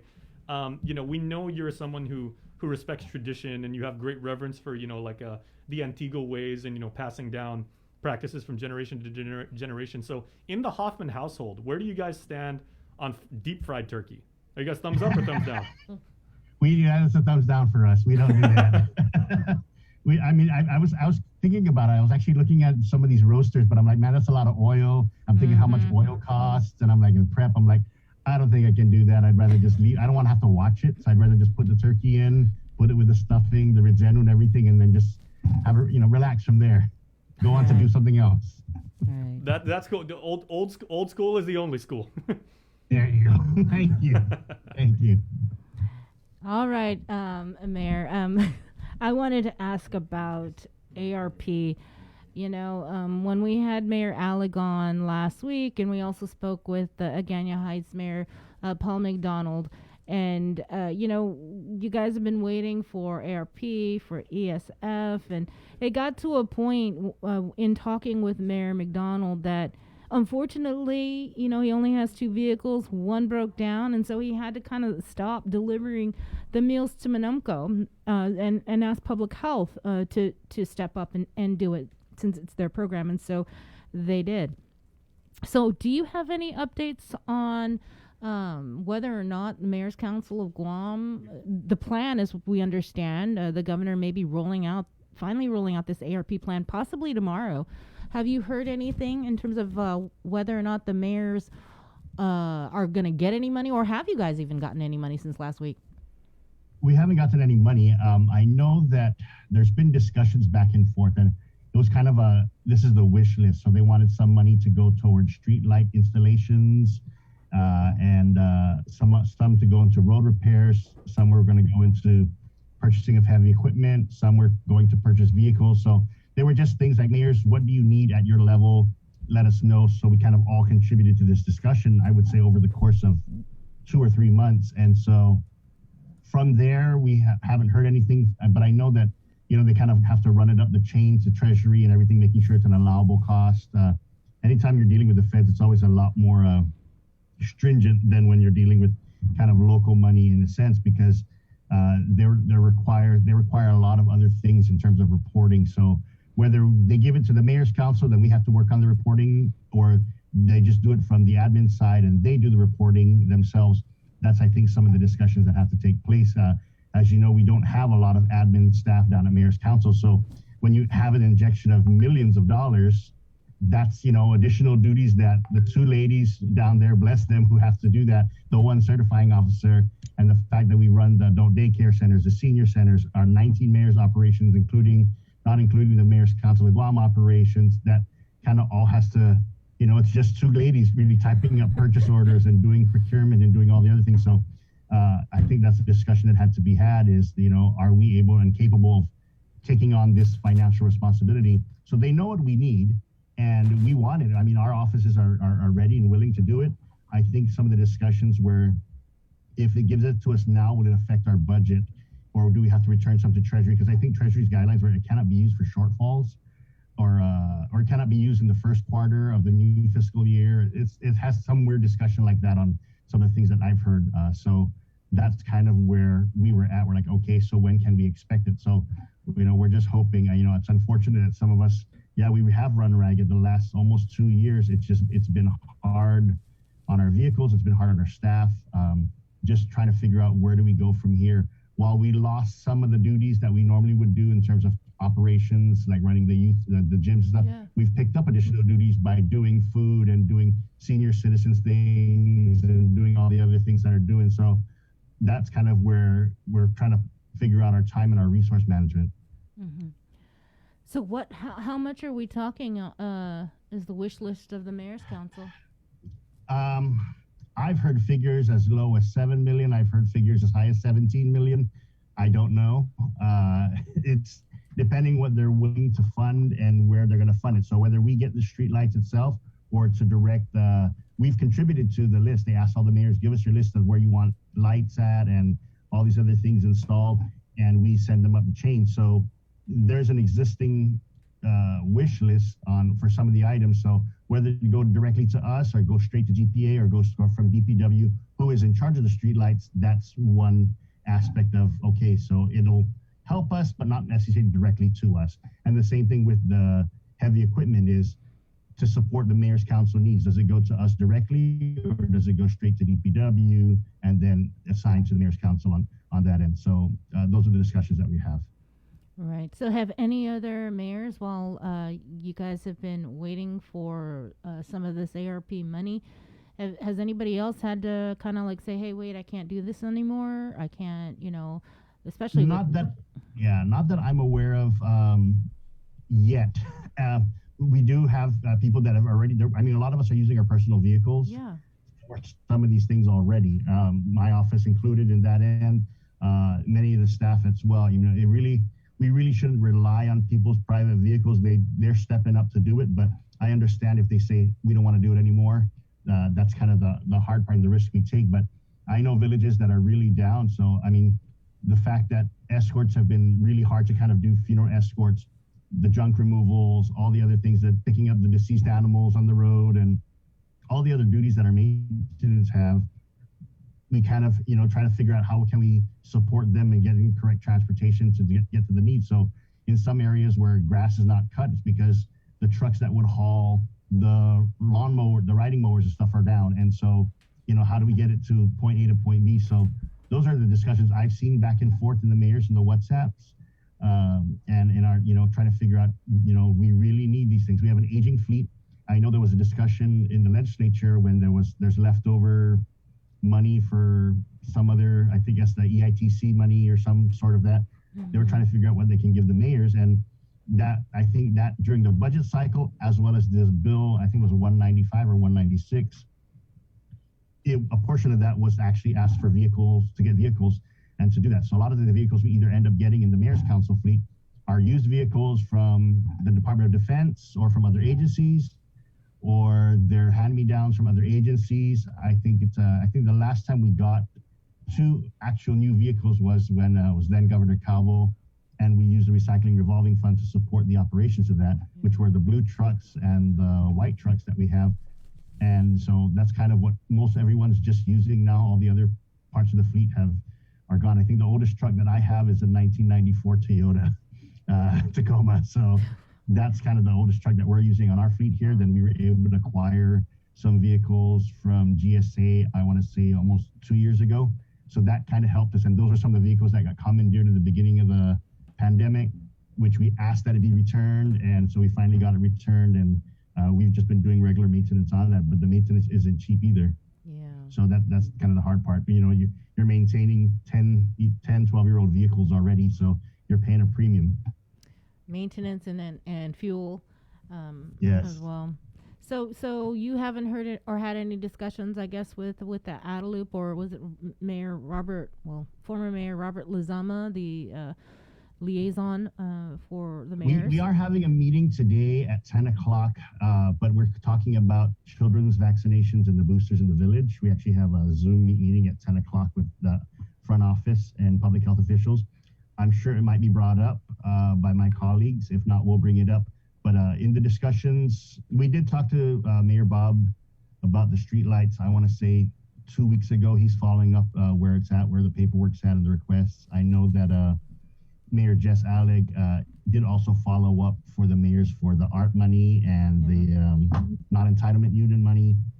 And then I know for the ESF, I sent a message last week asking where we're at on this, because a lot of the mayors want to do holiday sports programs, considering that we're kind of in this downward trend. And I understand that it was still being routed and reviewed because there's so many agencies and organized non-NGOs and groups that are getting these MOUs that they need to kind of do line by line. So having somebody review 40 or 50 contracts, MOUs, making sure this is what it's used for, this is the accounting mechanism, this is how we're transferring the money, that's all kind of being discussed. So in that MOU, that's why I'm impatient. I wish it was faster, but I also know that's kind of the snail pace that federal government moves, and sometimes that the government of Guam moves, in terms of they just don't want to end up at a point where they either have to return money or things weren't done correctly. So you kind of have that staff kind of putting that pressure on it. But I know that the ones that want it done wish it would be done faster. Well, Mayor, you used the word a few moments ago about like maintenance, and I think that's very, very apropos, because as someone who's always been a very hands-on leader, and someone who's been unafraid and even willing to get directly into the foxhole, as it were, like with the troops and everything, how have you been able to maintain the motivation level of staffers, given the like with the ARP or the COVID differential funding not having been paid and everything like that, like how do you actually keep them going and say, we've got a job to do, this is our mission, this isn't obviously an optimal situation, but we got to keep going? We've been blessed that, and I think many mayors are blessed, but the workers that we have go above and beyond all the time. They're used to doing something during a typhoon season and not getting compensated with the typhoon pay months or even sometimes a year later. So they're kind of used to it in their work. But what we do, I think, as leaders is we also support their needs when it comes to them making sure they have family time, making sure they have time to decompress and kind of understand and reduce that stress level. So, some of them, whether they're starting to get sick, we have employees that almost tested positive, or have come in close contact many times that had to take a few days to do this because that's the nature of their work. And that's the scariness of what they do. Although they're vaccinated, but every time they're out there, suddenly we get a call of, by the way, so-and-so was in contact in this household while they were performing their duties. So they kind of understand the risk and that goes there. So it's giving them time to they get afraid of that. They kind of get the call. They kind of look pale in the eyes and they're like, what do we do? And I said, just take a break, take a few days, go get tested. Then we'll, kind of come back and regroup. So I think that's the support that we give them. We want to get them more equipment. We want to get them better tools to do their jobs.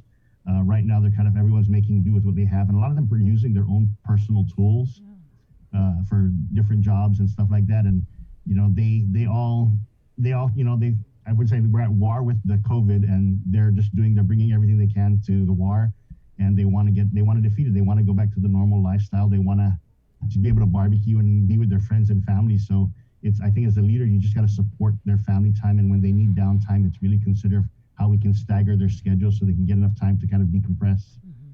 So then, Mayor, when's the last time employees got their COVID differential pay? Good question. I think the last time was when you did report it, when they did get it. I want to say, actually, let me find out. I have a staffer here who probably would know. I'm going to just go real quick on. That's a while ago. This is why it's beautiful to do things with Zoom. Yeah. It's like, hang on, let me check mute. Can you pull that up? We believe it was August. August. Okay. And I think Mayor Alex said it is somewhat consistent to that, maybe like 4 or 5 months, right? Mm-hmm. Yeah, he was. Yeah. Last time we talked to him, we were saying something like that. Do you know? Is it just the Mayor's Council of Guam employees, the mayor's employees, that hasn't been paid? I don't think so. I think other agencies. I heard some of my friends who work at the other agencies, and they got COVID pay a few weeks ago. But that's one of the first times they've got their COVID pay after waiting almost a year or so. So I don't know if we're up to date on it. I know that, like I said, the hazards that we have to deal with are different from other agencies and other groups. So it's depending on what we're doing, and I think that's what justifies. And I think the thing that kind of confuses mayors a bit is that we hear there's reimbursements from FEMA on this end, and then there's money on this end. So we're trying to figure out who's going to pay for what, whether it be public health applying for us doing the job for the senior citizens delivery, or is it the mayor's council applying for something that we're doing for this? So, it's, in a day, we don't just specifically help one agency. So if we're, who's going to compensate us for that? And I think that it's where do we send that bill up to, whether it be FEMA, whether it be, a different agency that we're supporting during the vaccination or the booster or the monoclonal clinics at Manila or the food distribution. So, so that's kind of where we try to figure out is who do we send the bill to? But at the moment right now is we're just continuing to do what we do. Yeah. You're also with the OHAP, right? The mayor. Yes. What's going on with the homeless shelters? I know the second shelter, we're at 65 families or 65 individuals. That's and a then lot. the global, yeah. Is so that capacity? Mm-hmm. That is I capacity? don't know if it's Yeah, I was reporting that Friday. Oh, wow. Let me look and see. There's 65 occupants in the Tamuning one, and then global, I think, is also full.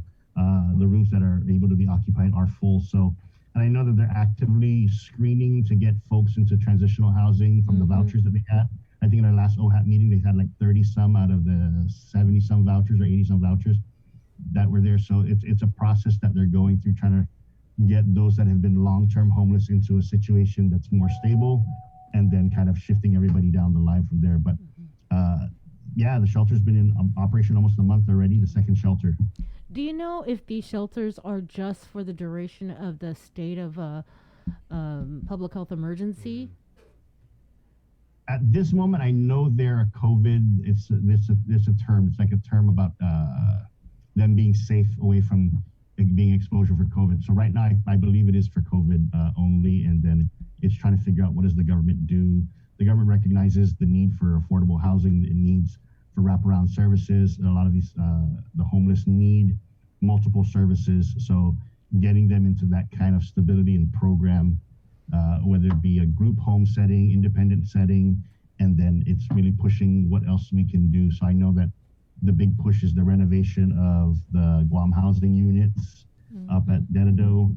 And then it's also looking at other areas. I know that they were eyeing, I think the government's eyeing a few properties, but I think anytime you say that, or anytime the government kind of looks at some property, people want to jack up the price, or they say, no, not in my backyard. So right. Yeah, I remember when the lieutenant governor used to come on, he would talk about that kind of situation going on where they were increasing the rent and stuff. And it's happening. So I know there's discussions they're looking, and there's really no large apartment buildings that are empty. Most already have long-term tenants. So purchasing one and taking over and moving people out is never a good thing. So, and there's no room for building new ones. So I know that the government is supporting, I know that they're doing the housing credits again, where things like Ironwood and the different estates that get put up, all around the Cortex stuff and the stuff that Mr. Camacho does.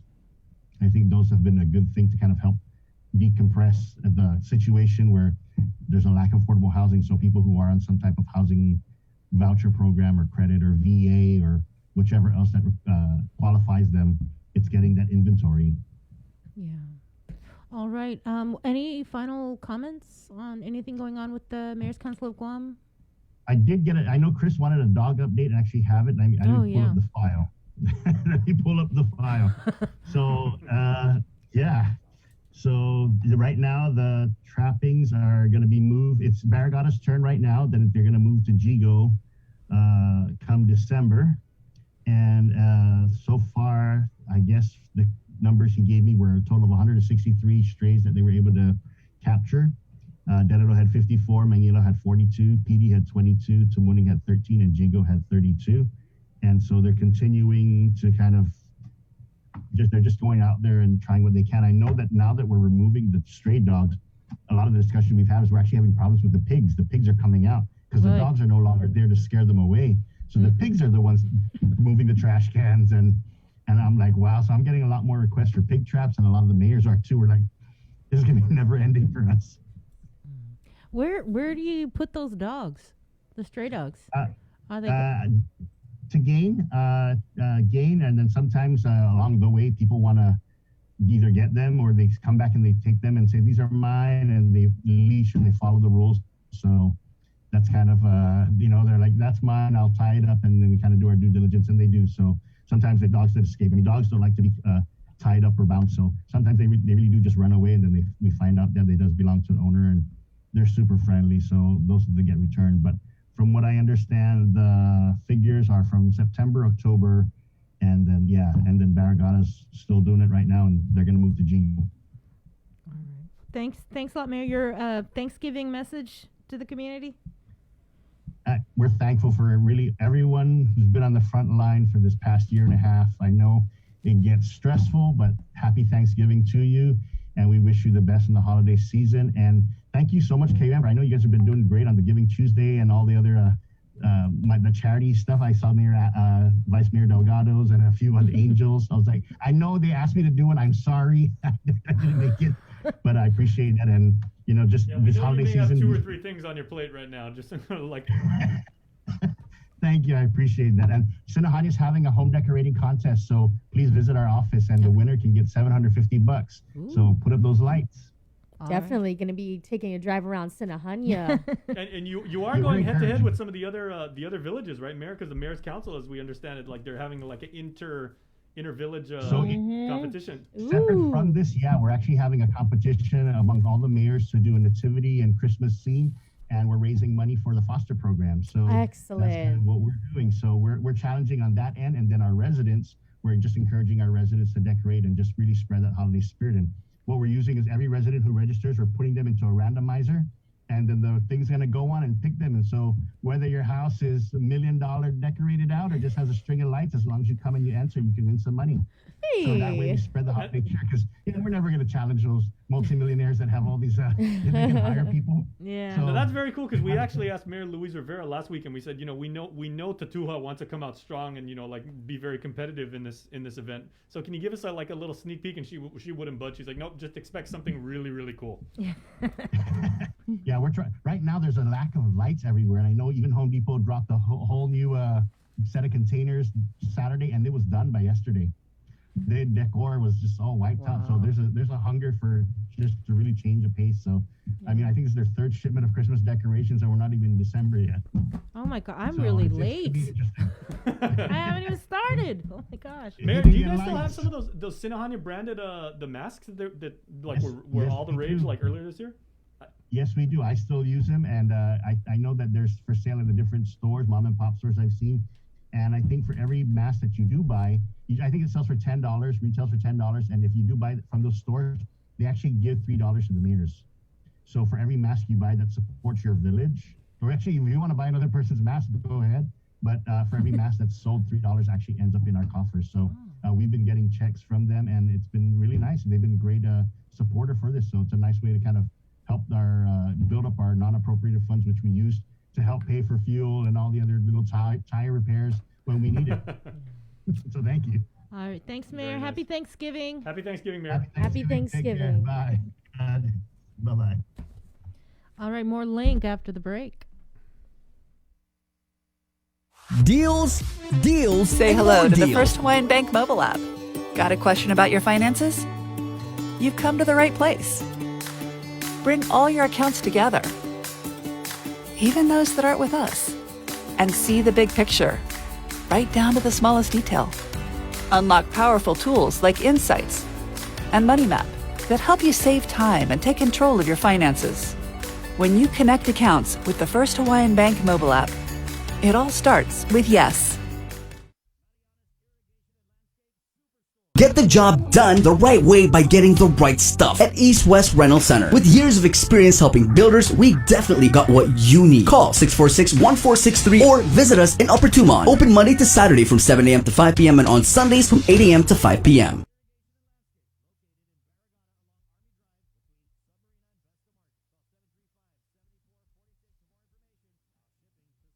Mariana's Irrigation and Landscape Superstore. Stop on by and visit our showroom today. We offer everyday low prices on all major outdoor power equipment like bush cutters, chainsaw, power washer, generators, and more. Need service, repair, maintenance? Well, check out Guam's best superstore only at Mariana's Irrigation and Landscape, located in Barragata along Army Drive between Submarina and Besta Market. Call 735-7446 for more information. Now shipping to surrounding islands. Mariana's Irrigation and Landscape Superstore.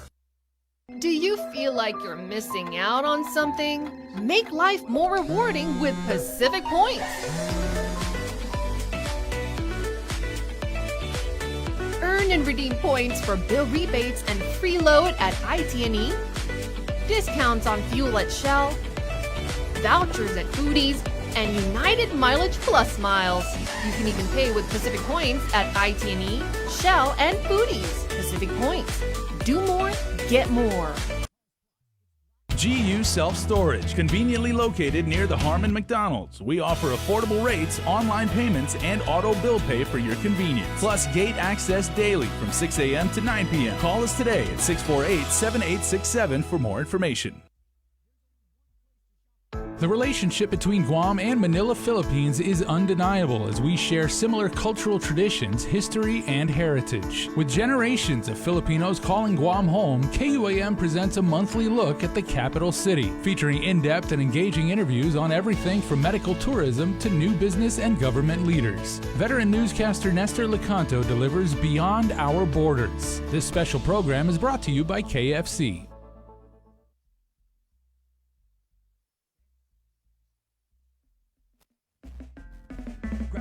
Gravitational pull in the world where I exist. Continuation of this music, do the best that I can give as I live day to day in the present and forget. With try to change my ways on the path that is given. Been a long and crazy road, still I push up for the biz. Drizzle love over the track with some pride for a bit of unmistakable taste. Waste not when driven. When the fire is ablaze, cool the heat down, no more skit. Worked in and out of doing music, so you can say I live for this. Mind, body, and soul, beat on my heart. This is it. Perceptive, open, simply stricken when you vibe to a crisp bucket list. Not fulfilled, not yet. Listen in, I'm loving the way you sound, screaming loud, rocking it. Shocking when I see you bobblehead. I live for it, wish for this unconditional love. Hover above the clouded dish. Shroud has been removed from this being. Spark some wit here. Kanta, burita nota mogu. Si tu usma osisa. Esti ilina tohu. Met good Kanta, burita nota mogu. Si tu usma osisa. Esti ilina tohu. Met good take up on the fact that I now have your attention. Pretensions were my intentions, no more misdirection, misaffection for my goal. Back to claim what I hold ever so dearly. This time, never again will I fold. Bold with the vocalizations and treble ways, devil ways, straight away. I'm back to better days. Burden on my shoulders, lifted no bolder will I play. The sickness has been diminished, now I'm serious with the play. Mix and match, synonyms versatile with variety. No hearing shall be paid to the judgment of society. Proposal has been pitched, trust there's no denying the onomatopoeia, boom boom in the side of three. Spite of he who taketh so much ish for a widened plea. Tried to cross America, never going to hit up on the coast to sea. Posted free, toasted he has put on the game. No shame, no timid styles to be added on the name. Burita nota pogu. Si tu usma osisa.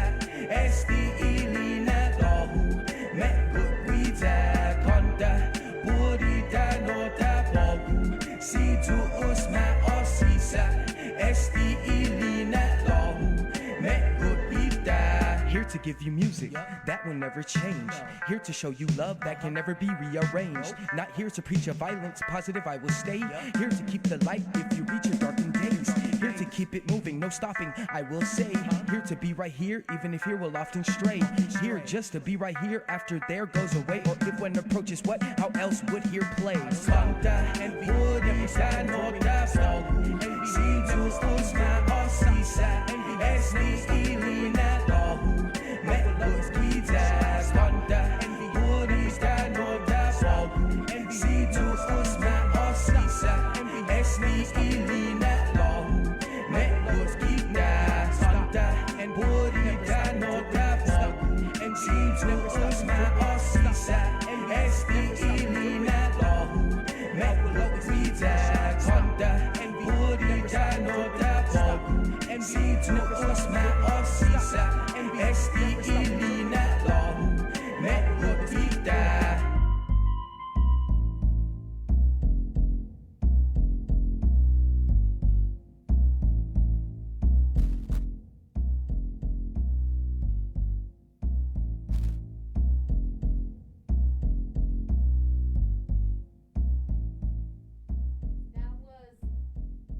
That was local music by Sense with Kanta. 8:04 in the morning on this beautiful Monday. Good morning, Guam. You're tuned into The Link here on Breeze 93.9 FM. Remember, you can tune in. Also on the live stream, you can see the lovely faces here in studio. Hosting, we got Miss Sabrina Salas Matanani, Jason Salas, and myself, Tyler Matanani, filling in for Chris Barnett. You're in Harmon. Lovely rainbow. That's right. I can actually see it through our little foggy glass. You see that? It's a little faint. We have the best rainbows here in Harmon. I know everybody else, like all other villages are gonna disagree, but man, if you come up like Harmon, hey man, Loop you Road, talking about my rainbow? Yeah, now coming up Harmon Loop Road on Sundays, if you get like a little bit of a rain, our rainbows really are great. They are lovely. And we got a whole agenda of stuff we want to do on the show today. And if I can quote from one of my favorite movies, like They Live, I'm here to do two things today: chew bubblegum and kick ass. And I'm all out of gum. Remember the show. I'm all out of gum. Remember the show being brought to you by ITNE, Pacific Points, Calvo Enterprises, and Jack in the Box. Miss Sabrina, what do we got going on? We got the news. As many of you know, lots of news occurred over the weekend with the easing of some of the restrictions and changes to quarantine protocols that went into effect on Saturday. And news, of course, from the nation's capital about the House passage of the Build Back Better Act. But first, the FDA and CDC gave the green light on Saturday for all American adults to get a third COVID-19 vaccine dose. CDC Director Rochelle Walensky said booster shots are an important public health tool to strengthen our defenses against the virus as we enter the holidays. The move allows those 18 and older who received the Moderna or Pfizer vaccine to mix and match shots 6 months after their initial 2 vaccines. Johnson & Johnson vaccine recipients over 18 have already been authorized have already been authorized to mix and match booster shots 2 months after their initial dose. As for the latest numbers, since Friday, 29 new cases out of 913 specimens analyzed. The latest numbers, which will include tests from private clinics, will be reported in tonight's JIC. The Joint Information Center Saturday reported 19 people are now hospitalized for COVID, 3 patients receiving ICU level of care, 1 on a ventilator. Out of the 19 hospitalizations, 10 vaccinated, 9 unvaccinated. As of November 20th, a total of 124,975 of Guam's eligible population, residents 5 years and older, is fully vaccinated.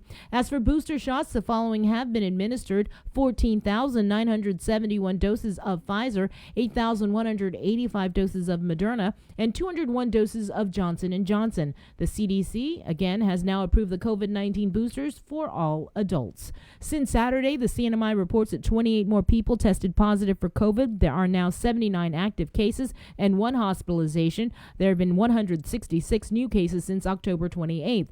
The total case count in the NMI since March of last year is 457.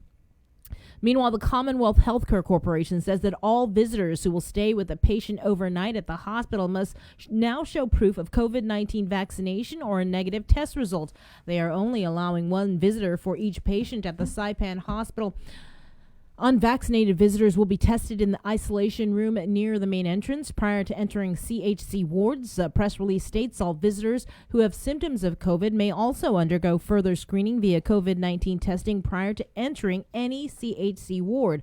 They note that those under the age of 18 are not allowed to visit patients and will not be considered caregivers. CHCC visiting hours are from 9 to 11 a.m. and 3 to 5 p.m. The CNMI Hospital plans to brief media today at 2:30 this afternoon to discuss the latest with contact tracing and recent cases amid the holiday season. Over the weekend, the House passed the Build Back Better Act, and the Leon Guerrero Tenorio administration praised its passage. The roughly $1.75 trillion House bill includes funding for universal pre-K, childcare, climate provisions, housing, healthcare, and paid leave. Significant provisions related to Guam include more than $345 million in funding for a new hospital and the expansion of the SSI program to include U.S. territories. The governor, in a statement, said the inclusion of funds for our administration's priority to construct a hospital allows me the flexibility to shift ARPA resources for programs which support ongoing recovery efforts. Given the high fuel costs, our administration is now moving forward to implement a fuel voucher program that will provide direct aid to assist residents with transportation costs as they look for employment. During a press conference on Friday, the governor said that she still plans to use ARP money for the new hospital. And here is the governor now.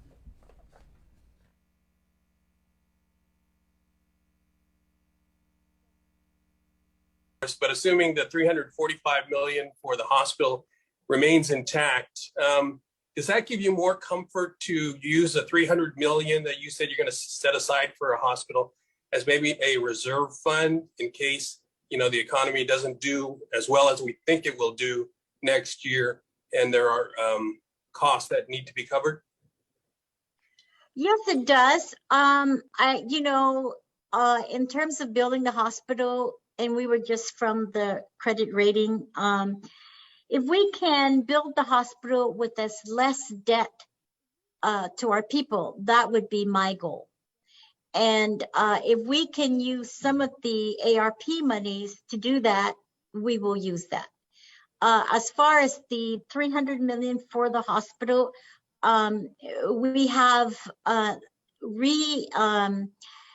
recalculated that, and now I think it's only $220 million, as we are using some of that for the other programs that we have pushed forward. So My goal here, Nestor, again, is to try and if we are going to go out there and borrow as less as we can to make up for the balance of and the remainder for the needed funding to build the hospital. Okay, and do you have an ARP spending plan that you're going to be sharing? We do. We're probably going to roll it out Tuesday next week.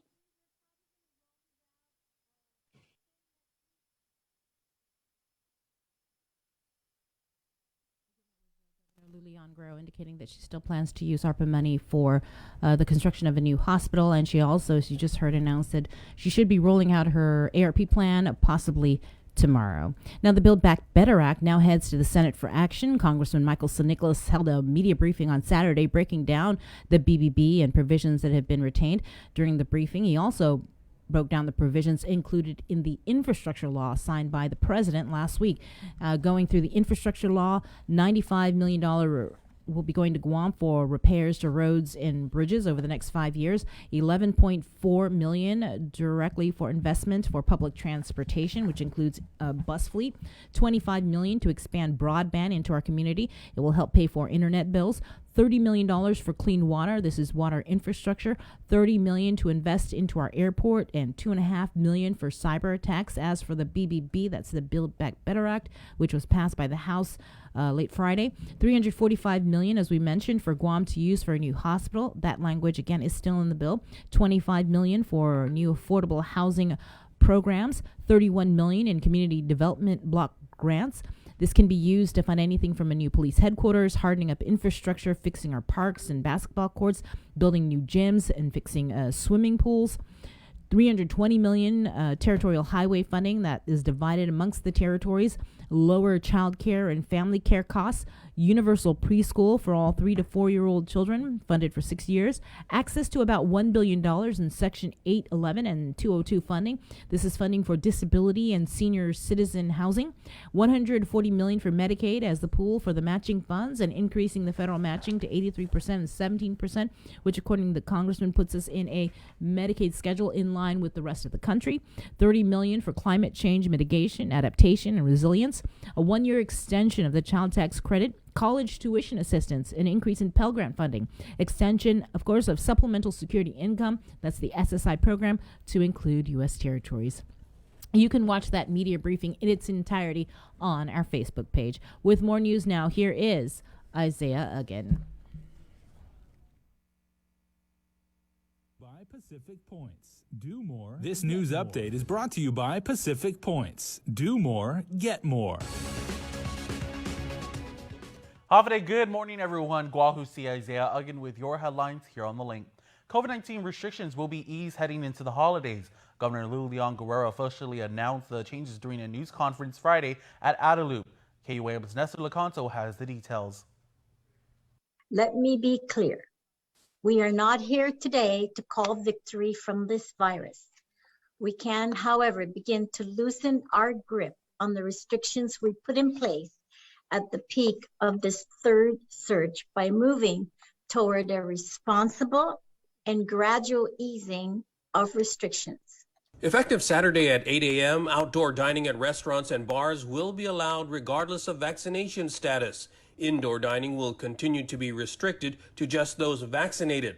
Also effective Saturday morning, indoor social gathering limitations will be increased from 10 to 25 regardless of vaccination status, and for outdoor gatherings, it'll go from 25 to 75 no matter if you got the shot or not. I think lifting of some of these restrictions would allow more activities with our businesses. So that has been a factor in how we can continue to support our businesses by allowing them more opportunities for patrons and customers. There are also changes for arriving international passengers. Effective midnight Saturday, those with FDA or WHO approved vaccinations will not have to be quarantined. Neither will those who have a negative antigen test result within 1 day of boarding. Meanwhile, to stay on course, the governor also encourages eligible people to get a booster shot and children aged 5 years to 11 to get vaccinated. To promote this, parents will get 3 hours of administrative leave to get their children vaccinated. The vaccine is safe, the vaccine is effective, and the vaccine is free. She says more changes could come as warranted, but cautions that they don't want to do too much too soon. The goal is to starve this virus, and with fewer unvaccinated persons, the virus has fewer chances to survive. For Guam's News Network, I'm Nestor Lecanto. For several hours last night, the Department of Land Management and the Ancestral Lands Commission appeared before lawmakers for an oversight hearing about excess federal lands. One of the major issues brought up was the land the governor plans to build her $1 billion healthcare complex. Original landowners and heirs testified during an oversight hearing about their property in the Eagles Field area. They want it back, and they want the governor to follow the law. This is what I want to emphasize to the governor. Governor, give back the original landowners their property, especially the ones that are still alive. The property in the Eagles Field area is up for potential transfer from the federal government. It's about 102 acres. The governor, in a previous interview, said the military will be providing a lease to access the land by the end of this year, and by next year she plans to sign a lease agreement. Emmanuel Tenorio Cruz remembers growing up with his family on the property before it was taken by the military. Governor Leon Guerrero, please do not try to circumvent Public Law 25-45 by leasing it from the Navy for 100 years. This land, our land, was condemned decades ago. If you're looking to build a new hospital, why not use the Oka Point in Tamuning?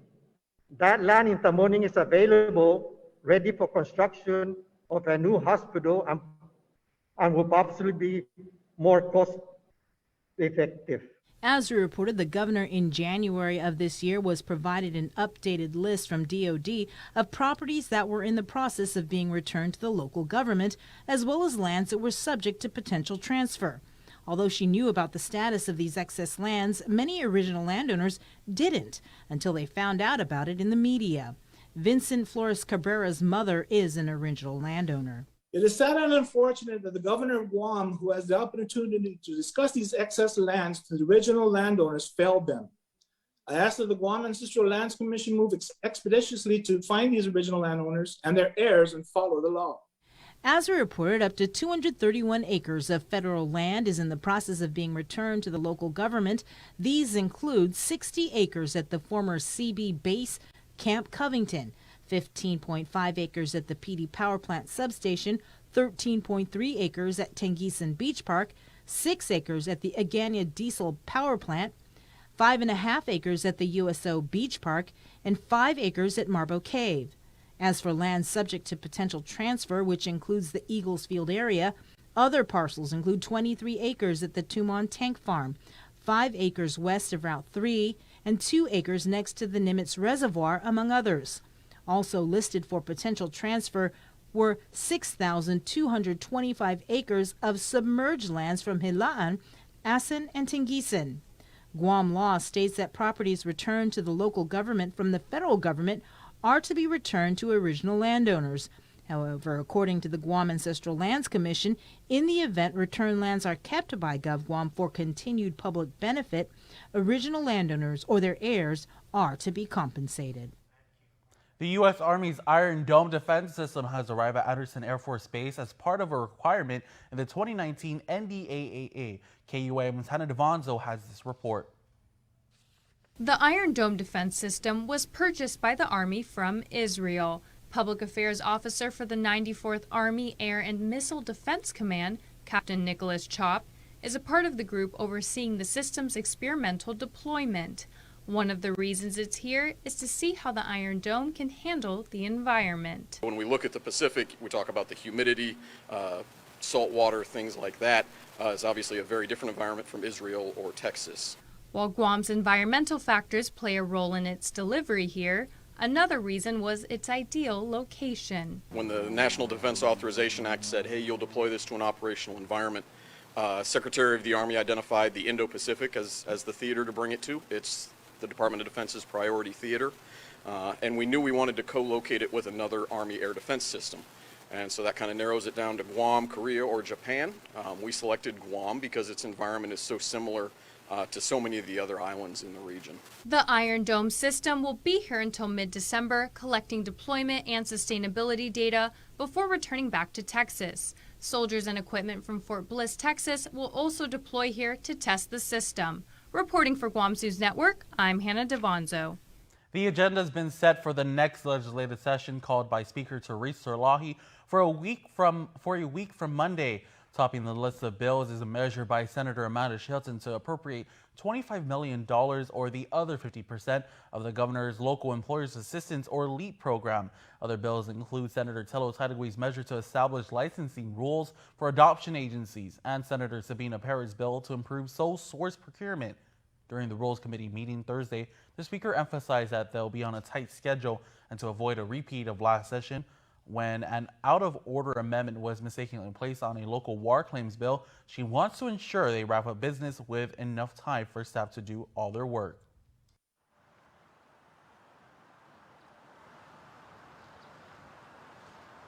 Because the 8th is a holiday, December 8th, and to allow the 2 days for legal and the clerks to do the engrossment. And so if we can end our business by the 7th at around 5, they have given me a general assurance that they can engross the bills that I estimated for them, which was one each plus one fiscal bill. Now we've exceeded that, so we're going to have to work with them to get all of this done. Again, session is scheduled for Monday, November 29th. The Speaker says voting will be on December 10th, no later than 5 p.m. That's it for now. We'll see you tonight for KUAM News Primetime. This news update is brought to you by Pacific Points. The Guam Department of Education announced Friday that the parent community input session, which was scheduled for today, has been canceled. The online discussions focus was about the return to 5 days of in-person instruction on Wednesday, December 1st for high school students. The Guam Education Board will be addressing the reopening of schools. That is November 23rd board meeting, and would like to conclude this discussion before issuing out further information to the public. A 38-year-old man was arrested and charged with sexually assaulting a 12-year-old boy last year. The complaint was filed with the Agate Precinct on February 25th, 2020. According to court documents, the boy was dropped off at the bus stop between 7 and 8 a.m. when a man who was bush cutting asked for his help to move blocks. The child followed the man, but was then pushed up against a tree. He tried to run away. The suspect then pulled the child's pants down and performed fellatio. The suspect then ran off. It was more than a year later, on October 25th of this year, that the child noticed the same suspect at a store stacking drinks. According to court documents, Joshua Dean Chargaloff told police, "Sir, please, I don't know. I'm not denying I didn't do it, but I don't remember because of meth." He added, "Sir, just take me to jail. I honestly feel I may or may not have done it." Court documents state Chargaloff indicated he would do bush cutting in the same area and time frame indicated by the victim. 2 people were arrested on drug charges. According to a media release on November 19th, detectives from the Criminal Investigations Section were conducting a follow-up investigation in the Dededo area when they noticed 2 suspicious cars at a store that had been closed for several months. The detectives saw a transaction between a man and a woman. They also noticed a toddler inside one of the vehicles. An undetermined amount of cash and crystal meth was seized by detectives. Arrested for illegal possession of a controlled substance and distribution was Rodrigo Torres Cruz. Also arrested was Maria Dimla for possession as well as child abuse. Both were booked and confined while the toddler was turned over to Child Protective Services. The Guam Community College is currently upgrading its systems and campus facilities to provide a much better and high-quality education. Isaiah Uggen reports.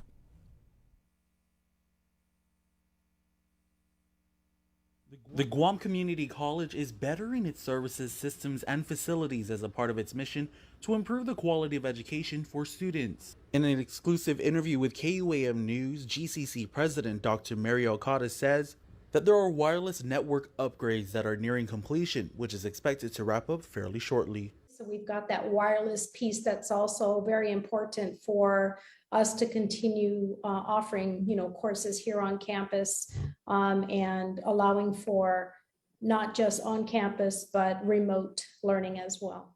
On top of the network improvements, GCC is working on getting a computer lab up and running for students as well. We do have already out to bid the renovation and expansion of Building B, which is at the front of the campus.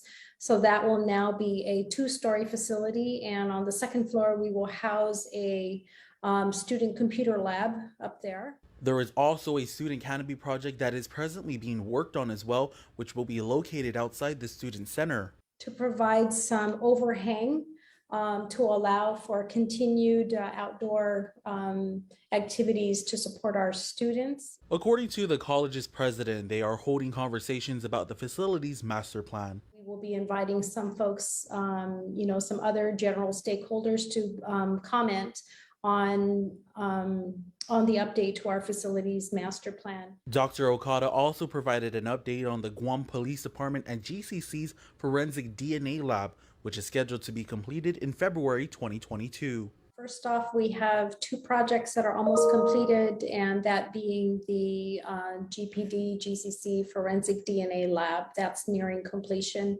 And then we also have nearing completion the complete renovation of Building 300, which will now serve as our multi-purpose auditorium. So that's nearing completion. Okada added that the learning institution is finalizing the design for the renovation of the Workforce Development Center in Barrigada.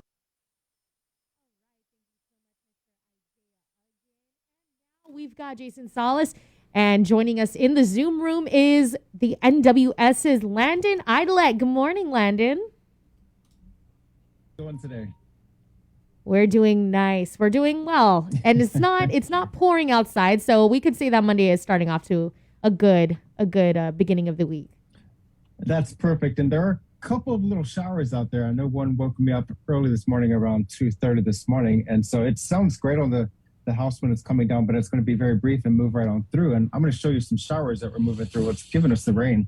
And this is actually, by measurement, one of the wetter days of the month we've had so far. And so it's not much out there, but it's just enough to start measuring in our gauges. So let me turn the camera around, show you what we're looking at. This is a little trade wind disturbance moving through all those little milky white colors. Those are the showers moving through. And that's part of a little trade wind disturbance just pushing through the Southern Mariana Islands, with more stuff extending farther to the east-northeast. That's going to be pushing through later today, but the scattered showers this morning, they will be drying out as we move through today. And going to our Doppler weather radar, just those spotty showers moving through, that'll dump down probably a moderate to heavy shower for a couple minutes and then move right on off. Things will dry out just in time for another little soaker to come through. This will be the activity for the next couple hours until we get to the afternoon. It's going to gradually clear up. Those butterfly wings over here that you see on both sides of the island, those are indicative of the stronger winds that we have out over the water. So if you go outside, you will notice it's been breezy this morning. We are averaging right about 15 knots of wind over the water, and that's where we're getting that sea spray scatter. Going wider on our satellite, the heavier stuff is, of course, farther to our south with the ITCZ, now over Palau, parts of Yap State, Truk State, and then on eastward toward Pompeii, but not much otherwise. So go ahead and cue up the slides, Jason. We'll get on into the work week weather. So for today, we're going to have a showery start to the day. Again, we're right about 3/4 of an inch of rainfall just in the first few hours of the morning. That's going to eventually taper off and dry out as we move into the afternoon. So a drier and breezy week ahead, but we could have a wetter start to next week following Thanksgiving. So for Thanksgiving, beautiful day so far. Lots of time to celebrate the holiday with your family, put up Christmas decorations, hang those Christmas lights outside, and just have a great week out there. The fire danger remains low, and severe drought continues farther south in Kapinga Marangi with an active ITC across central and western Micronesia. So the next slide, this is a view from NCS area later today, or later this morning. Beautiful rainbow, just indicative of those showers. They come, they push through, and then move on out overseas. So that was in the morning twilight as we started the day. So yeah, the roads are going to be wet in places, but that's not going to be a problem as far as now, Landon, we were talking about this earlier because here in Harmon, we basically only see half of the rainbow, but we see from left to right, we see a huge rainbow. You guys up there in Teason, you guys see the whole thing. You guys have the entire arc. Oh yeah, And if you're in a plane and you get it just right with the sun on one side and the showers on the other side, you can see the full circle, and it's incredible. A diver from Skydive Guam, I think a couple years ago, sent me a photo, and it had the full circle of the rainbow. I've never seen that. It was very beautiful to look at. So in the right conditions, you can get some phenomenal sky optics out there. So current conditions, 81 degrees and climbing. Those winds are howling out there at 13 miles per hour here at the Guam airport and 17 miles per hour in Saipan.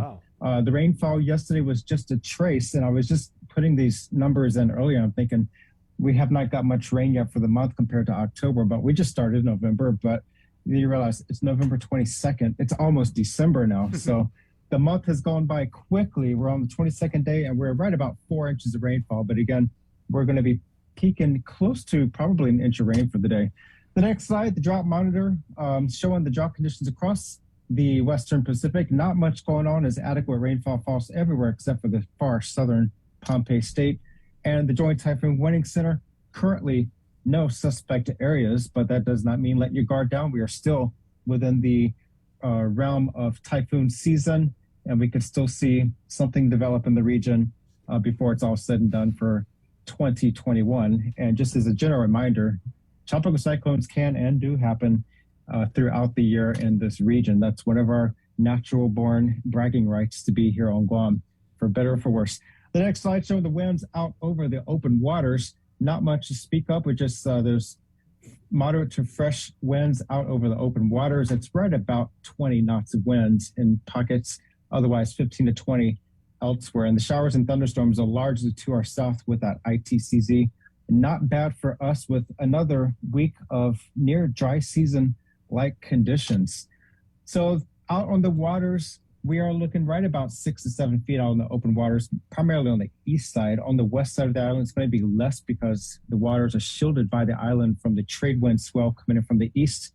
Combined seas of 5 to 7 feet today will build just slightly to around 6 to 8, maybe pockets of 9 feet from time to time with the breezier conditions by mid to late week, and predominantly an east trade wind swell.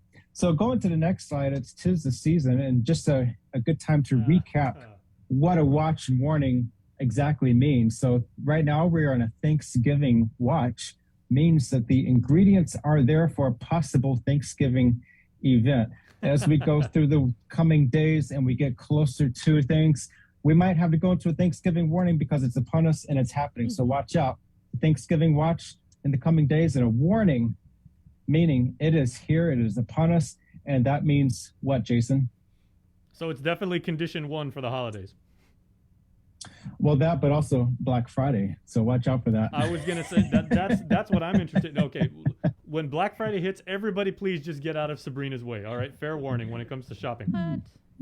There's no better time to people watch than Black Friday. So that's what I like to go for. They will get a little bit of a head start. She might try to catch up on a little bit of sleep for that day. I definitely will.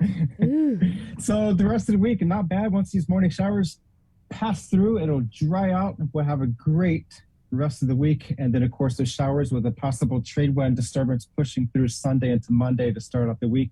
We'll have to watch how that evolves in the forecast models, if there's anything more formidable to be focused on. So we'll see.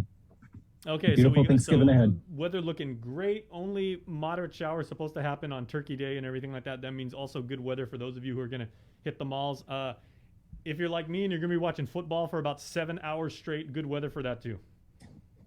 Exactly. It'll be great whether you're inside or outside. So make the most of the holiday. Outstanding. Hey, that's a nice tree in the back. Can we get a real close up? I mean, you go all out is a gross misstatement and everything like that. Oh my goodness. Your holiday savvy, your holiday swag, as they call it, is like I next said, level.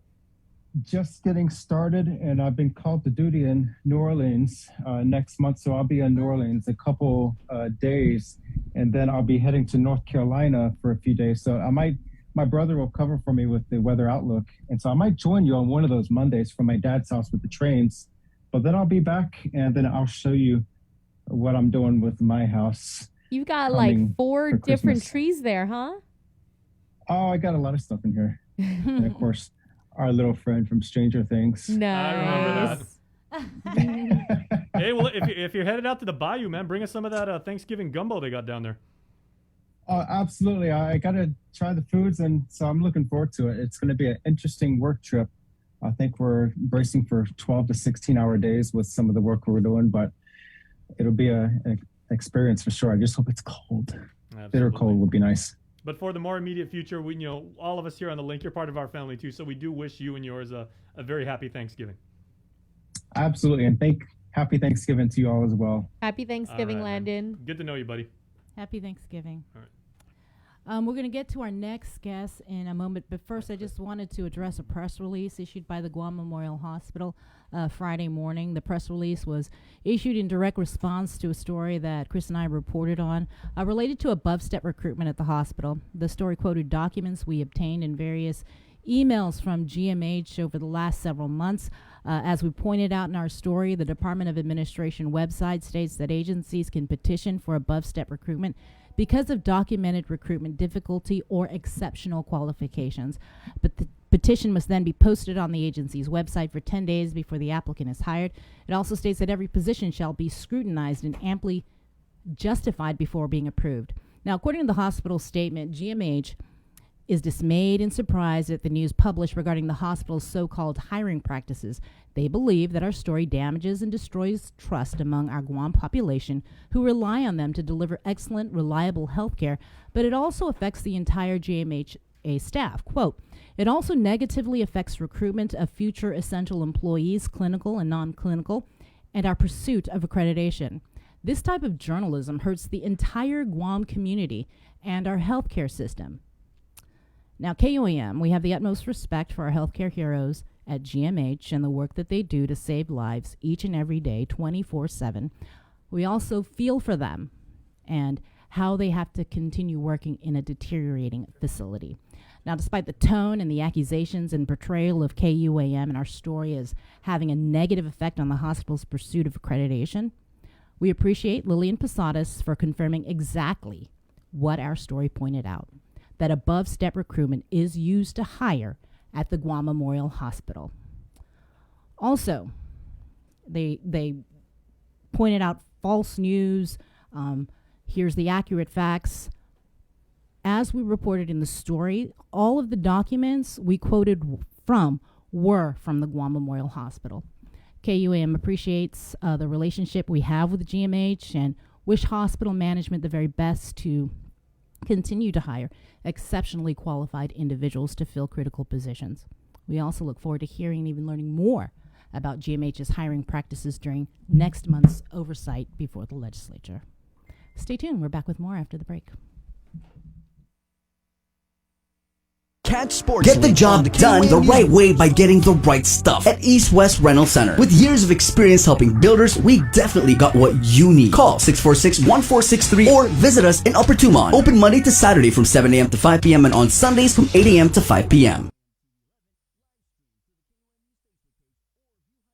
Mariana's Irrigation and Landscape Superstore. Stop on by and visit our showroom today. We offer everyday low prices on all major outdoor power equipment like bush cutters, chainsaw, power washer, generators, and more. Need service, repair, maintenance? Well, check out Guam's best superstore only at Mariana's Irrigation and Landscape, located in Barragata along Army Drive between Submarina and Besta Market. Call 735-7446 for more information. Now shipping to surrounding islands. Mariana's Irrigation and Landscape Superstore. GU Self-Storage, conveniently located near the Harmon McDonald's. We offer affordable rates, online payments, and auto bill pay for your convenience. Plus gate access daily from 6 a.m. to 9 p.m. Call us today at 648-7867 for more information.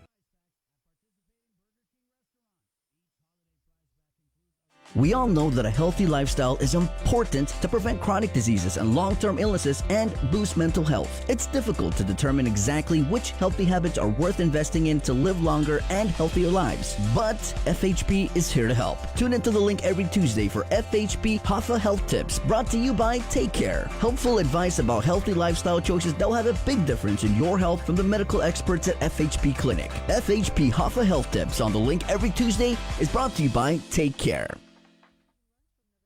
Get ready to run or ride to 22 with the Miles Challenge. Join the challenge from now till January 31st to rack up those miles on foot or by cycling. Runners can choose from 100, 200, and 300 miles. Cyclists 300, 600, and 900 miles. Go to mileschallenge.com to select your challenge and register today. The Run and Ride to 22 Challenge is brought to you by Uproar, Trench Challenge, Kill Cliff, and KUAM Communications. Donation proceeds to benefit the EMC Cancer Foundation. Guam is good.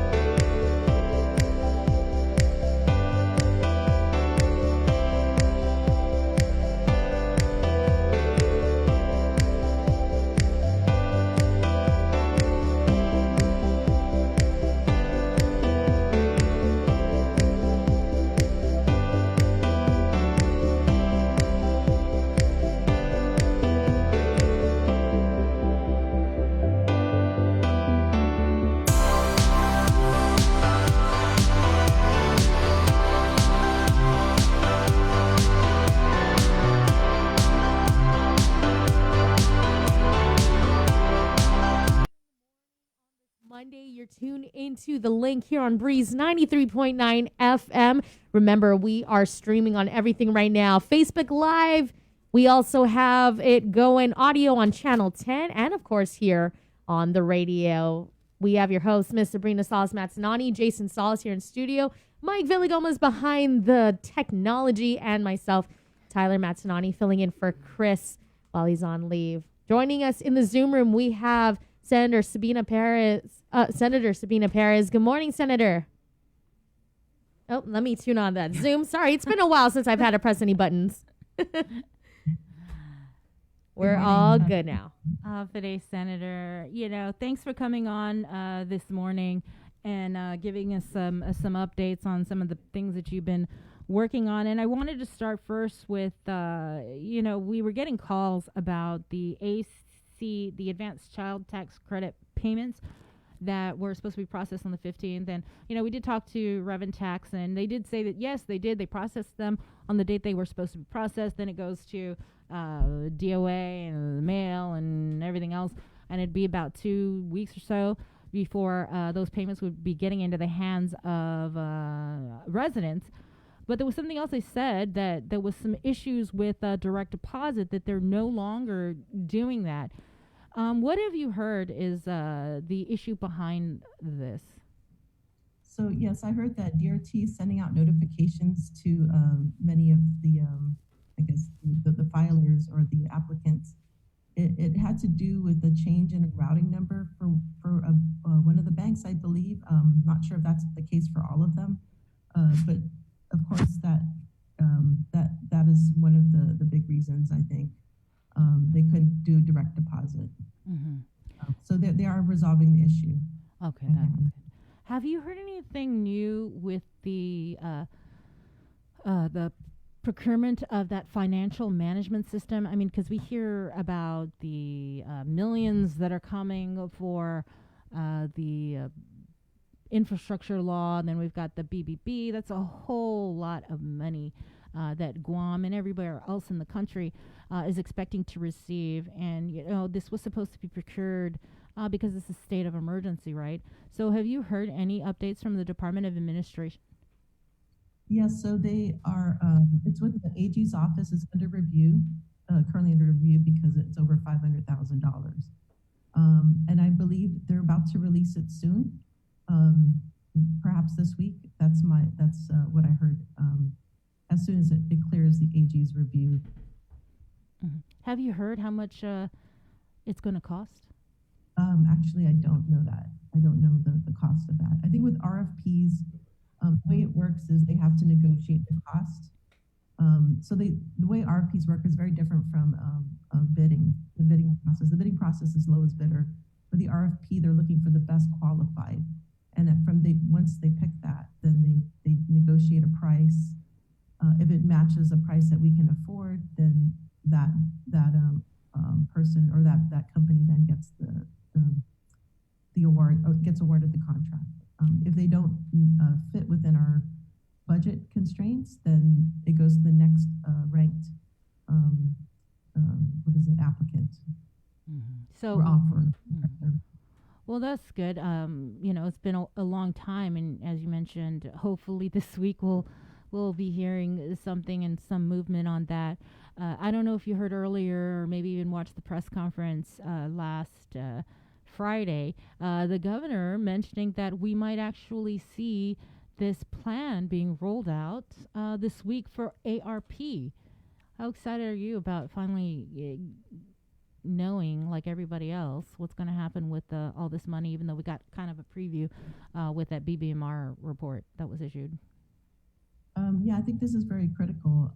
It would have been nice to have seen it, during the budget talks, but we are coming upon another budget cycle really soon, so that can inform this upcoming budget. Yeah, my hope is that we can, energize our economy. Obviously, we're seeing a slump in our biggest industry, tourism. So hopefully we can diversify our economy with the plan that they have in place. In addition to providing subsidies and support, we really need to invest in creating new jobs, diversifying our economy. Did you see that in the release over the weekend about the 345 million, right, in the BBB it's still in that measure.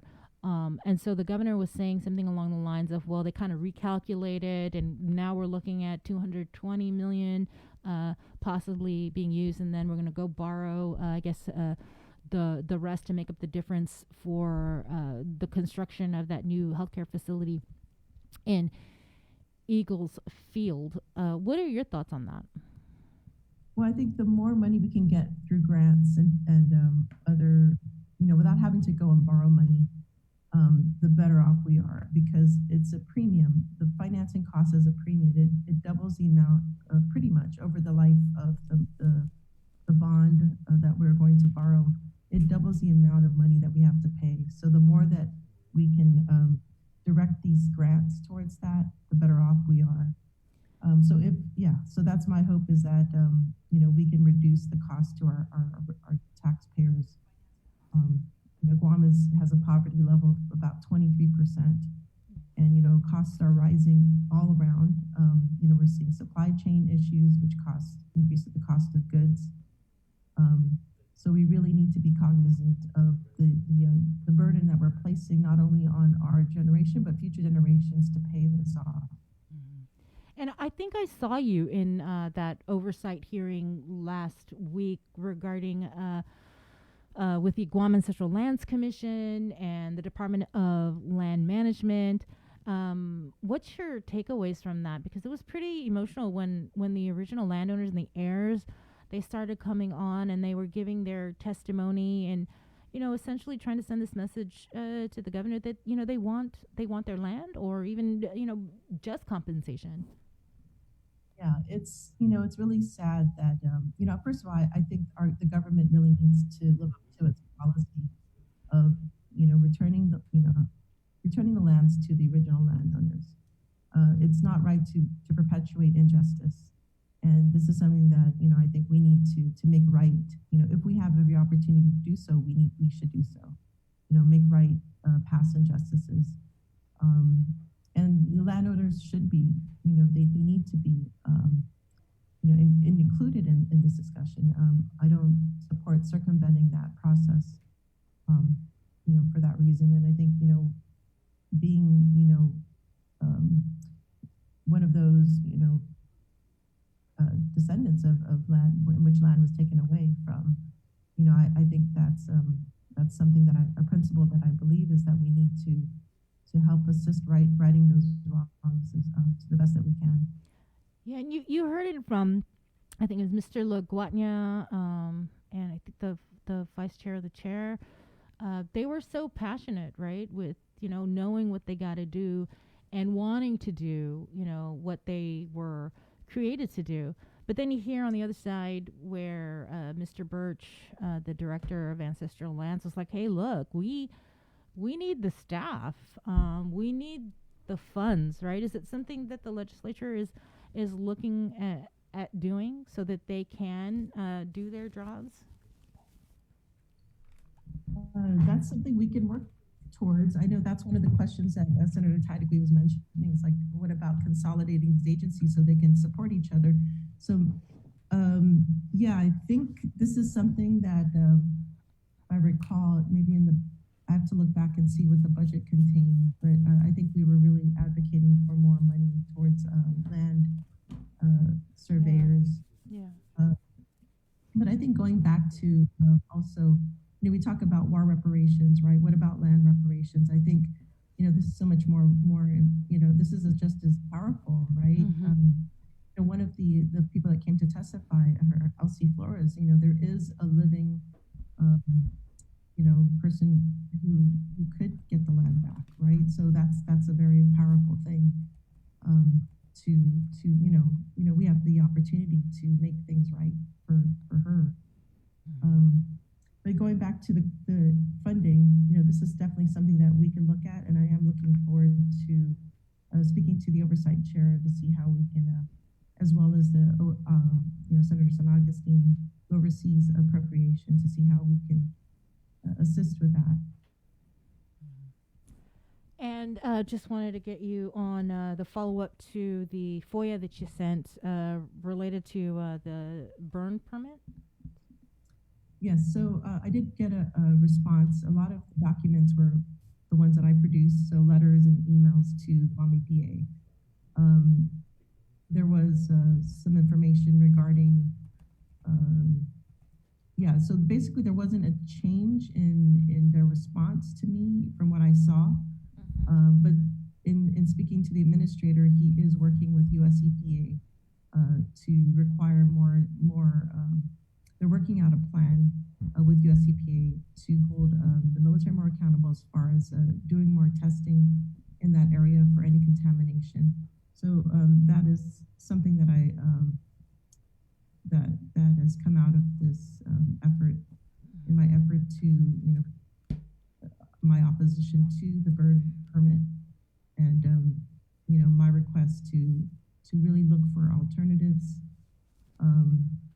because there are alternatives that can contain the contamination, whereas with open burning, open detonation, it's just releasing those contaminants into the environment. We're talking about highly carcinogenic substances like uranium and strontium, and the release of lead too as well, so which are harmful. And keep in mind, these open burning was done from 1982 onward to 2002, I believe. And from that point, it ended. So, why are we starting up open burning? They should at least, not approve that portion of the permit if it hasn't been utilized. And with the open detonation, there are safer, cleaner technologies that can be utilized. Was there anything else before we let you go? Oh, yeah, just working on a lot of projects. I do have a public hearing coming up on Wednesday. It's a confirmation hearing as well as a hearing for a moratorium on deep sea mining. So, yeah, there is basically a push to mine the deep ocean, the floor, the sea floor, for any kind of metals. And this is really a big issue because we don't know all the overall impacts it will have to our fisheries, for one thing. It could definitely disrupt fisheries. It could disrupt definitely the biodiversity in the deep ocean, which is very unique. And we don't know to the full extent of the impacts. And it's so important that we incorporate precautions cautionary principle. Before we do anything, we need to know the full impacts of something before it can cause irreparable harm to the very life support. The other thing is it could disrupt, it could exacerbate climate change. Our oceans really absorb a lot of the carbon. It's a huge carbon sink, and we don't know the effect that would have. It could potentially release a lot of greenhouse gases that can then speed up the global warming that's occurring right now. And with all the awareness and emphasis on trying to prevent any kind of further rise in temperatures, which has huge impacts, social, environmental, health impacts. It's really important that we put a pause on any kind of mining of the deep oceans. Right now, there isn't any mining. There's exploration, but what could potentially happen within 2 years is a heavy mining of our ocean floors, and this affects everybody. So it's very important that we call upon international community to put a moratorium on until we really know and until we can really determine the full impacts of this. All right. Thank you so much, Senator. What time's that hearing? That's at 9 o'clock. 9 o'clock. Okay. Thank you so much. Happy Thanksgiving. Thank you, and happy Thanksgiving to you and the listening audience. Have a great day. Take care. Take care. Stay tuned. We're going to take a break, but up next, we're going to be heading to San Francisco for our next guest. We're super excited about this because we're going to be talking with a famed chef. His name is Charles Fon. He's the owner, executive chef of The Slanted Door. He's going to be concluding our campaign on diabetes awareness. What's your favorite San Francisco song? San Francisco, open your golden gates. All right. I left my heart. I think it's in time for a San break Francisco. after that. Well, I may have left my heart in San Francisco, but I brought my appetite today. Ooh, We're all gonna talk some right. food. Okay, break, please. All right. We'll be back after these messages. Get ready to run or ride to 22 with the Miles Challenge. Join the challenge from now till January 31st to rack up those miles on foot or by cycling. Runners can choose from 100, 200, and 300 miles. Cyclists 300, 600, and 900 miles. Go to mileschallenge.com to select your challenge and register today. The Run and Ride to 22 Challenge is brought to you by Uproar, Trench Challenge, Kill Cliff, and KUAM Communications. Donation proceeds to benefit the EMC Cancer Foundation. Guam is good. Let's get merry during the most wonderful time of the year by making spirits bright. KUAM Communications and Coast 360 want to highlight your decorations and lights by flooding the social media pages of KUAM with your videos and photos. Finish your holiday setup, snap a few shots or video of your delightful display, and send it to us through social media or email them to promotions@KUAM.com. Check out our posts every Friday or tune in to KUAM News Weekend Edition for a special montage of the submissions certain to be making spirits bright with every broadcast. Warmest holiday wishes from KUAM Communications and Coast 360 Federal Credit Union. Together, we thrive.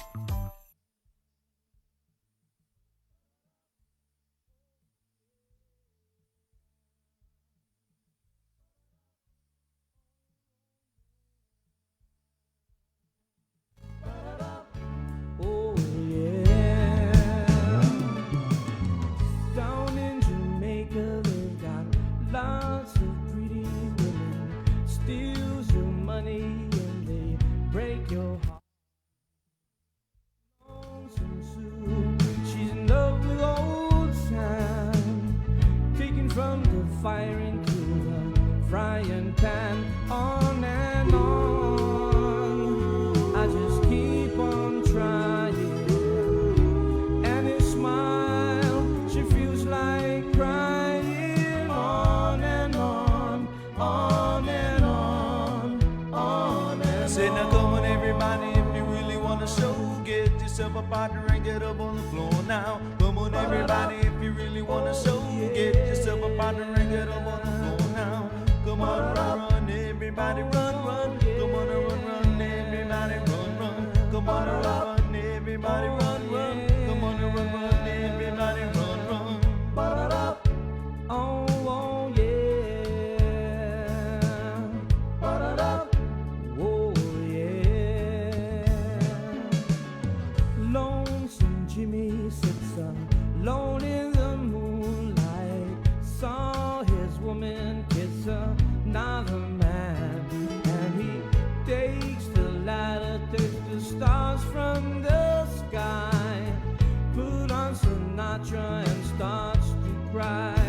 On and on, I just keep on trying, and he smiles, and she feels like crying. On and on, on and on, on and on.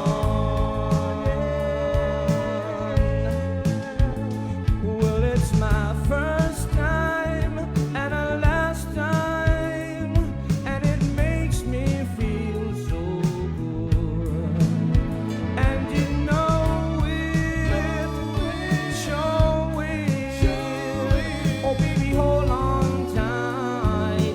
Don't let her say goodbye. I said, step, step, let the teardrops fall. Everybody has a future, say no. Step, step, let the teardrops fall. Everybody has a future, say no. Step, step, let the teardrops fall. Everybody has a future, say no. Step, step, let the teardrops fall. Ba-da-da. Ba-da-da.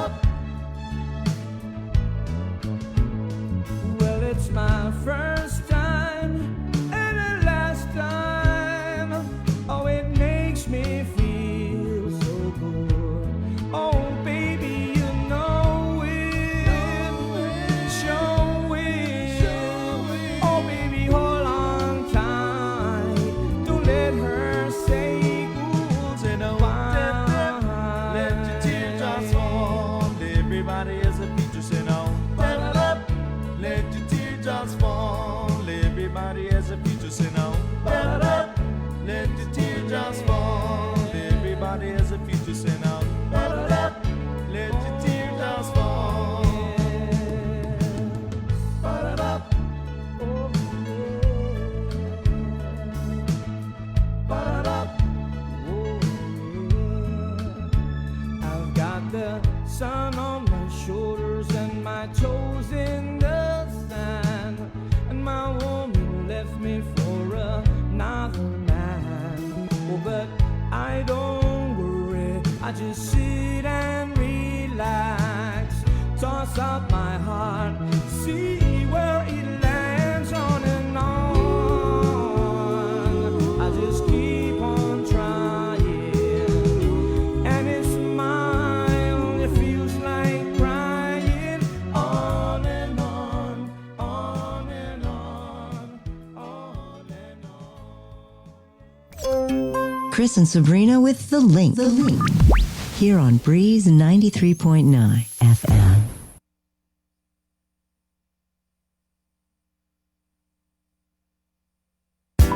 The Link. Here on Breeze 93.9 FM. 1, 2, 3, 4.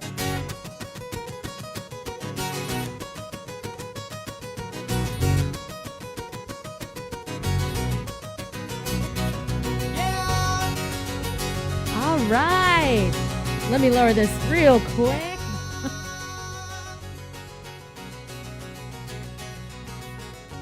I'm sitting here and wondering if Okay. Trying to figure out the buttons. It's been a little while for me. Good morning, everyone. 9:04 here on The Link. You're tuned in, and we've got a very special guest joining us in the Zoom room. Chef, very important chef, all the way out in California. Well, good morning and half a day to a former resident. Well, you can never be a former resident of Guam. Once you're 671, you're Always 671 for life. 671. So, Chef Charles Fan, half a day, and so good to see you. Happy holidays. Half a day. Thank you for having me. We're really excited about this because this is kind of like the culmination and the conclusion of our diabetes awareness campaign that we have been conducting since last week, Saturday. And so we're so excited to have Chef Fawn from the Slanted Door. He's the owner, he's the executive chef, but he does have a connection to Guam, as Jason mentioned, because in 1975, he and his family, they came through Guam through Operation New Life.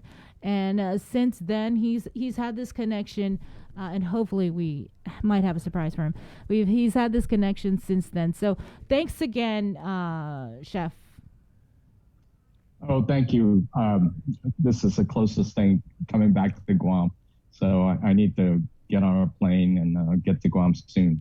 It's been way too long, since 1977. Embarrassing to say, I have to admit. Well, there may be 2 or 3 things that have maybe changed about the island. Like we got this wonderful new overpass near the airport. You may have heard about that. Like we did a few stories on that about maybe about 20 years ago. A couple new malls, some megaplexes, but you know the island pride like still remains, Chef, and something I'm sure you're intimately familiar with, the fact that food for our people is so much more than, you know, just nourishment. I mean, it's a form of social currency. It's the way that we communicate, you know, it's how we make peace. It means so much to our people, especially now, you know, as we're embarking on the holiday season. Yes. So I'm hoping, you know, my dad passed away with diabetes, so I'm intimate, and it's a very serious issue. So I'm hoping today I can just show you something to make food, something quick and fast, and how to do stir fry. And I keep it really simple. I get a little Bunsen burner. So I think the whole goal is to just eat more fiber, more vegetable. And if you can figure out how to make this stuff quick and tasty, so hopefully you would do it. Mm-hmm. And I wanted to talk about, you know, before we get into what you have, what you're going to be preparing and sharing with our viewers and our listeners, you mentioned your dad, right? Your dad had passed away from diabetes. If you could just tell me about that whole journey for you and your family. Dad, he was 85, so he was getting up there in age, but and he had diabetes for a number of years, and the doctor tried to control that and tell him to cut back on rice. And I just remember he just loved to eat his rice and pork belly. I think that's another thing he likes a lot. So the doctor say, well, how many bowl of rice you eat? And he was like 5. And the doctor say, well, you got to cut back to 1 bowl. And he came back, and a month later, it didn't move. And it turns out he got a bigger bowls. And it started as a little infection in his toe, then it just went south from there, went to the hospital.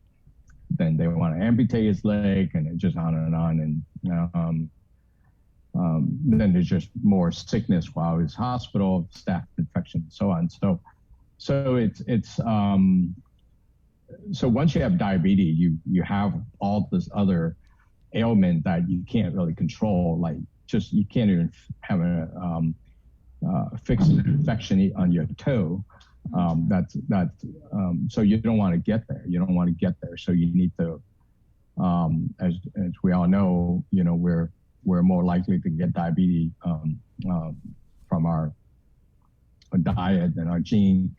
So I'm not a doctor. So from little I know, you know, you just need to eat more fiber, less sugar, processed sugar. And I think a lot of Vietnamese cooking and is most of the time we use meat as a condiment, so we don't use meat as the main course. So of course you go to a steakhouse, you get a 16-ounce ribeye, and you get a little bit of small bowl of spinach and with cream. So the opposite of that kind of eating. So my goal today is just to get folks to see how easy it is to stir fry something and make tasty food, but not have to use a lot of processed food. And I know you're going to eat rice, and we all can't stop eating rice, but maybe we change to short grain or brown rice, so that a whole grain will have more fiber and help with your sugar intake. Okay, so Chef, how did that experience change your own approach to the selection of different ingredients and the preparation of food and and cooking for yourself as well as clients? I think that you have to go back to our history of culture. We're come from a very humble beginning. We're poor, so you eat a lot of rice and you don't eat a lot of meat and vegetable because they think that's more expensive. And rice is such a central part of the Asian culture. I was just reading the New York Times how the Japanese will eat 7 times more rice than the Mexican per capita. I mean, it was just, I think last weekend in the New York Times, I can't quote who wrote that article. It was amazing. In fact, rice was brought into Mexico to the Spaniard.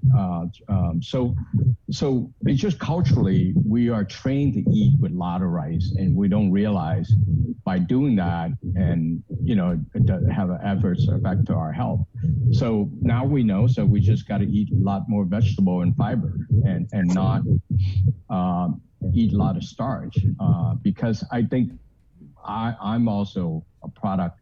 I love my rice. And supple rice, white rice. But also, I think we forget that in Asia, there's so many different rice that you will eat brown rice or red rice during the day. So you're having different intake. And because we are just kind of all fall into the trap of buying stuff from big box store, big club store, that we buy 50, 100 pounds of the same rice shipping in from Thailand. And I think we just need to diversify our food, and maybe do research and buy rice from Carolina. There's popcorn rice from Texas, but there's different varietal. And I think in India, and so in Guam, I know it's a little harder to get shipping there, but I think just important the different type of rice, but also the amount. So if you actually put all the bowl of rice into one plate and you take a photograph of it, you'll realize how much food you eat. Because when you eat family style, you're not going to know that how much you eat, because everything's little pieces. You don't have a plate in front of you. So you pick at it, at least in my family, kind of eating like in a Chinese restaurant. So I think it's kind of important that you pay attention to the volume of food you eat. Mm-hmm. Sometimes it's like drug, right? It's so tasty, you just keep going at it, and next thing you know, you're eating 4 times more food than you ought to eat. So I think that's also important.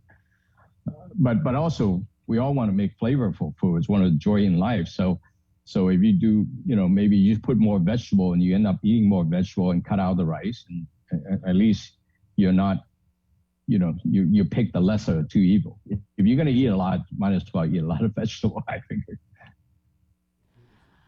Chef, I told you that we were going to try and make this connection happen. And we actually have someone from your past in our Zoom room. Let's bring in local attorney Sam Tecker. I believe he is in the Zoom room. There he is. Oh, there he is. And so you guys share somewhat of a connection. When you and your family, Chef, came to Guam in the 70s, the Tecker family actually adopted you guys. So say hello, gentlemen. Hi, Sam. How you doing? Oh, my God. Yes. Our family is all indebted to the Tecker. 1975, I think Karen was told, Larry, years later, I got this story from Larry. Larry told Karen not to come back with more than 2 people because they have 1 bedroom that they can help out. And needless to say, I think Karen had met my aunt and uncle and decided to take my aunt and uncle. Then that I think my aunt will go get her to see the rest of the family. So Karen came home with 11 people instead of 2. So it's just amazing history, and we're always indebted. And I remember going to work. I ended up staying in Windward Hill in Talafufu, and Sam, I think, was 5 years old at the time. I think I just gave out your age, Sam. So, anyway, I remember there weren't a lot of store, and I remember I have to feed Sam with Chef Boyardee. That was the only thing in the cover. Yeah, that was my memory of Guam. You know, it's just, and playing at the Windward Hill Golf Course. It was just fond memory, and we left there in 1977. Sam, what's your memory of Chef? Well, I remember not too much, but I remember Fawn. Fawn was the auntie, and Fawn taught me how to say 1 through 10 in Chinese. I can still remember it. I think it's Yat Ni San Si Un Lo Chap Bat Kao Sat. And then the Fawn family is very dear to us, and you know, my parents, they're the ones that did it all, and the Fawn family went on to greater things, and we're just so proud of them and glad that there's a connection, and my parents are glad that they could do what they could do, and we love the Fawns, and Charles, I hope to see you soon when this COVID thing ends. Yes. We got to go back to Windward Hill and play some golf. I'm horrible at it, but we got to do that. Well, Chef, the immaculate condition of that golf course has not changed. I mean, that's still a great course to play on. And I'll just say that there is a history of diabetes on Dad's side. I wish he could be on the diabetes and in our family, but he's not here today. But I'm looking forward to seeing what you're going to cook, Charles. All right. All right. Well, yeah, I read one, Chef, and you know, Sabrina and I have been interviewing people on the show for for 20 years now, and you know, the hardest thing to do is to get a chef to keep still in the kitchen and everything like that. So you've been quite reserved so far in this interview. So I was gonna say, please, Chef, this is your gift and everything. So just do your thing. Okay, shall I? And I start Charles, cooking? Charles, I have to get because I have a hearing, but my mom is watching, I think, so you could say hi to her. All right. Hi, Karen. And Suni, too. And Lisa. All right. So, stir fry. We're going to talk about stir fry. And Chef, try not to get some of those tears of joy into your ingredients. I'm sure. So people, how do you do stir fry? So stir fry, basically, the trick is figure out which ingredient to cook first, so that you don't end up like a big mushy thing. So what I got here is little pork, little pork shoulder I could cut out. Any meat, right? I got a little chicken, like thigh meat, I cut out with a little skin on. It's okay. Frozen shrimp. I'll bet you probably don't have shrimp in Guam. I don't know, but shrimp's hard. These are coming from New Orleans. They're frozen, it's fine. So what you do is you cut everything, and you put a little marinade first by put a little oil, and meanwhile I get the pan going. In the Chinese tradition, you put a little cornstarch. It's got a little coating. I got a little rice wine, not mirin, like sake. So mirin's got a little bit of sweetness, so I don't like that very much. I don't like the sweetness, and just a little rice wine to marinate. So the trick to all this is, if you're gonna do it with some kind of broccoli, these are all harder. So you want to cook the meat first, and the whole point, it's all this layering. So what I do now, I heat up the pan, and don't be afraid to use a lot of oil, right? You're not going to eat all this oil. A little wasteful, but it's okay. You can strain it, and by heating it up this way, you're going to cook your shrimp a little bit more even. This is more oil than you want to eat, but it's okay because you're going to strain it out, right? So I'm just going to it doesn't matter what pan you have, electric stove, fancy stove, expensive stove, cheap stove. The whole point is you just got to watch it and wait till this thing is really hot. And the trick is not to overwhelm the system. So if you have a small stove and electric stove, not gonna, you just gotta wait, right? And don't put too much product. So I'm gonna do maybe the broccoli and the shrimp today. So I made a little a little salt, a little cornstarch, got a little coating, a little rice wine.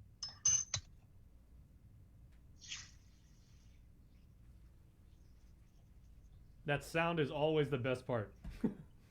Yeah. Splatter a little bit, stand it back. And you want to just brown this. You want to cook this to 80, 90% done, not all the way. Like you just want to brown it so that it gets this caramelization into the pan that it'll make it. Now, if you're doing beef, same thing. But make sure you don't marinate it with soy sauce and ginger, all that, because you're gonna burn it. So that's the trick is I only put a little rice wine and cornstarch, not even fish sauce, because you're gonna caramelize all that thing. You don't want that. You want to do the sauce on the second half, right? So if you're gonna cook a peppercorn steak, you don't put the peppercorn and cream steak together and cook the steak. You cook the steak, then you make the sauce afterwards. Kind of same idea, right? So now I browned it. Like now it's beautiful. And now I'm gonna take this out and I'm gonna drain everything into this bowl, right? And I forgot to chop some garlic. With the TV show, should I have just pound it? Right.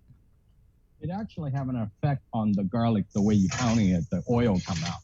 So now I just put back exactly the amount of oil I want to eat. Right?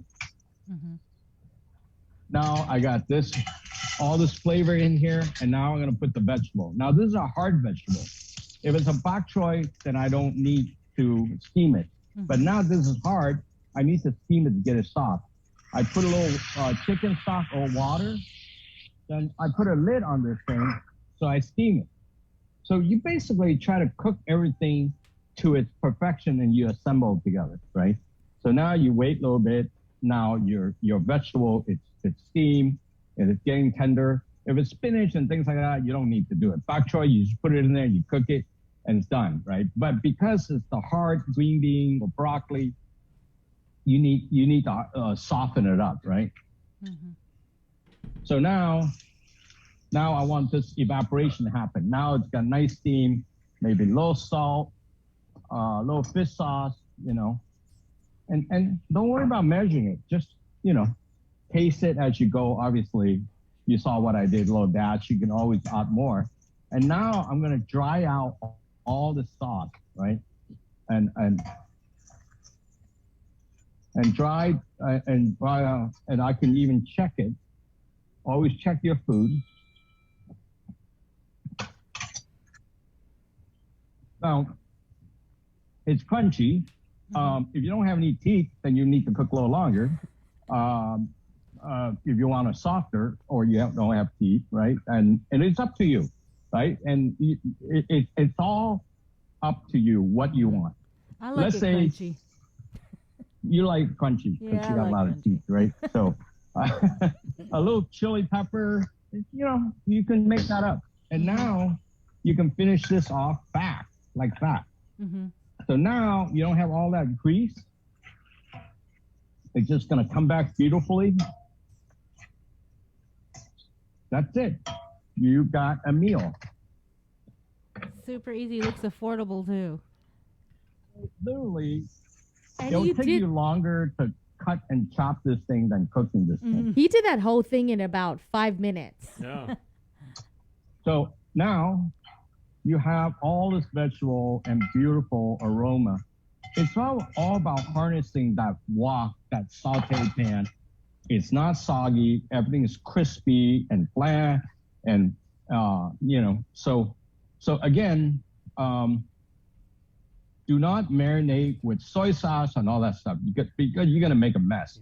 Because with the hot pan, you're gonna make a mess with the soy sauce because the soy sauce will burn.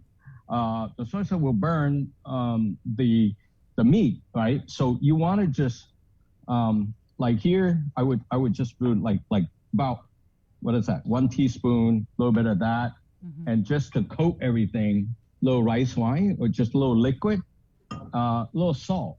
That's it, right? And of course, a little oil. And now you have this uniform coating on this meat, and you could fry it to this beautiful golden brown. And let's say we want to make something with gravy, right? Let's say, how we like our gravy in our culture, then you do the same thing. You're gonna just heat this up and brown it. Then you put you take a little cornstarch again, you make a slurry. I would dump this out, get a fresh bowl here. So I would make maybe 2 of these and just double up on either chicken stock or that. Now, this ratio is not that important. This ratio, it's just a guideline. You don't know if it's too much or too little.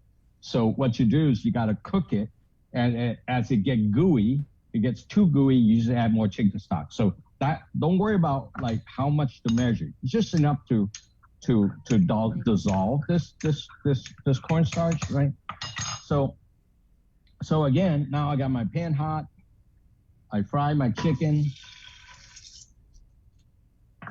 and I can do all the stuff. Just wait until it caramelizes. When it's caramelized, then it just firm up all the edges. It gets you a little color. Then you can add all this other thing. And once you get the gravy, that's when you can add the fish sauce. You can add soy sauce, and however you want to adjust it, and going over a bed of spinach. Or you can just steam the green bean. You don't have to stir fry it. You want to get a little cleaner, steam the green bean, have a better green bean. Or you just have a pile of chicken with gravy and green bean on the side and with your rice, And it's actually quite fun when you're not always eating white rice because you're getting different textures. You're getting, so just wait a little bit. I know I'm rushing on the TV show, but get it caramelized and not worry about the skin. Everybody don't eat the skin. The skin's the best part. And again, you just got to worry about how much you eat. So eating a little bit of skin it's going to be much better than you eating 15 chicken thighs. So if you eat too much chicken, then you overeat, right? So for me, it's about having fresh food, be able to make this food. But lastly, let's say you really don't have anything and you're in the woods, in the jungle, and all you got is don't have fresh food. Maybe you get a can of sardines, right? And some vegetables. You can find some rice. So you can get your protein so many different ways. It does not always have to have meat. I came on a boat from Vietnam. We ate a lot of canned food. I ate a lot of Spam. It's one of my favorite things. But you can use Spam sparingly with your vegetable as a delivery vehicle to your vegetable. Because, I don't believe you not eat Spam. I love Spam, right? So again, I got here. So now I don't want to overcook the chicken. So I'm going to pull this off, right? I pull this off. Now I make my gravy. Now I can take my time and make my gravy. Maybe I deglaze a little chicken stock, little rice wine.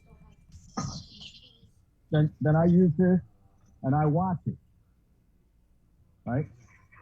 And now, okay, I need more gravy because Uncle Bob just loves gravy, right? So now you got more gravy. So fish sauce. Now taste your food, right? Is that thick enough? Not thick enough, right? Then you add more cornstarch. But enough flavor. Now you just add a little bit. You know, you don't want to turn into like Elmer's glue or anything like that. You know? So you just want to have like the right kind of soft consistency. Then now you add this back, and now you have chicken and gravy. Now if you go to the store and buy a little black bean sauce, don't buy the can because that's 10 times more expensive.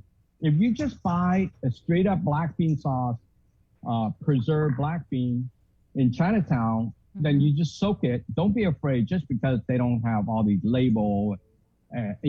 Some of the best stuff is just really traditional way of packaging and not have all these preservative. And I think, as you know, diabetes, it's about processed food or processed sugar. If you just cook everything from scratch, if you make a black bean sauce, you can cut back on the black bean, you can add more chili, and now you have chicken and gravy and a little bit of rice, a lot more vegetable, get more beans into your diet. I think it's just really fun to do. And once you understand the basic concept, and by the way, you can look me up on, on the internet, and recipe are in the internet. The New York Times has some, and I do have 2 books out. Not that I'm pushing to sell my book, but but there are a lot of books out talking about these basics. If you read them, my first book is Relative Basic Stir Frying and Grilling. So the key is you understand these principles. Which one comes first? Which one you cook first, right? I mean, obviously, now you have this. Maybe you get another pan, you saute the bok choy, then you have a bed and you lay that on top. So you really, have all these infinite ways to make your food, and salt intake. And sometimes the doctors say you got to cut the salt, then you just got to cut the salt. And it's up to you now because you make everything yourself and you don't have to make it salty, and you just taste as you cook. All right. So anyway, you guys want to check out the Slanted Door restaurant. It is made Chef Charles, immensely famous, very, very in demand. It's in the Bay Area. It's at Slanted Door on Instagram. The feed itself is worth the price of admission. Some amazing pictures, like a food there, and obviously prepared with love. There's a lot of good things behind it and everything like that. Chef, thank you for sharing your gift with us today, and happy holidays to you and your family and your team. Well, thank you. We're under construction, just a little FYI, so you won't be able to get Slanted Door until next fall. But we'll be back. We have one restaurant in the East Bay, but if you come to the mainland, there's some food you can eat, but the main flagship is a little close. But I want to thank you for having me. I can't wait to get back to Guam. It's always been dear to me. I think first place I learned from a song from the Ego. That's how I learned about English, and it's just it thrilled me every time when I hear something from Guam. So thank you. All right, thank you so much, Chef, and we do hope that you'll be able to come and visit Guam. And I'm sure the Techers certainly would love to see you as well. We've got a barbecue plate waiting for you, Chef, upon your arrival, for sure. Yes, indeed. Thank you. All right, take care. Again, happy Thanksgiving. Thank you, Chef. Happy holiday. All right, that looked good. And if you guys weren't able to see that, you could check it out on the Facebook Live, walk through Chef's process. Try it out yourself. We're all trying to eat healthier, especially going into the new year. That's right. Stay tuned. More on the link after the break. Get the job done the right way by getting the right stuff at East West Rental Center. With years of experience helping builders, we definitely got what you need. Call 646-1463 or visit us in Upper Tumon. Open Monday to Saturday from 7 a.m. to 5 p.m. and on Sundays from 8 a.m. to 5 p.m.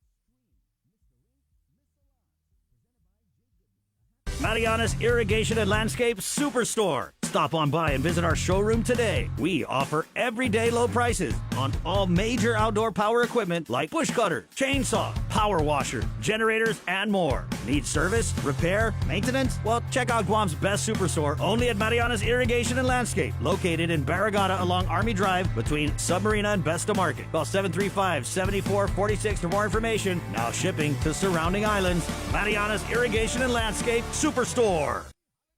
Do you feel like you're missing out on something? Make life more rewarding with Pacific Points. Earn and redeem points for bill rebates and free load at IT&E, discounts on fuel at Shell, vouchers at Foodies, and United Mileage Plus miles. You can even pay with Pacific Points at IT&E, Shell, and Foodies. Pacific Points. Do more, get more. GU Self-Storage, conveniently located near the Harmon McDonald's. We offer affordable rates, online payments, and auto bill pay for your convenience. Plus gate access daily from 6 a.m. to 9 p.m. Call us today at 648-7867 for more information. We all know that a healthy lifestyle is important to prevent chronic diseases and long-term illnesses and boost mental health. It's difficult to determine exactly which healthy habits are worth investing in to live longer and healthier lives. But FHP is here to help. Tune into The Link every Tuesday for FHP Hoffa Health Tips, brought to you by Take Care. Helpful advice about healthy lifestyle choices that will have a big difference in your health from the medical experts at FHP Clinic. FHP Hoffa Health Tips on The Link every Tuesday is brought to you by Take Care. This year, Giving Tuesday falls on November 30th. And though our community is still facing some of the most challenging of times, there's no better time to volunteer, donate, spread awareness, and do whatever you can to help those in need.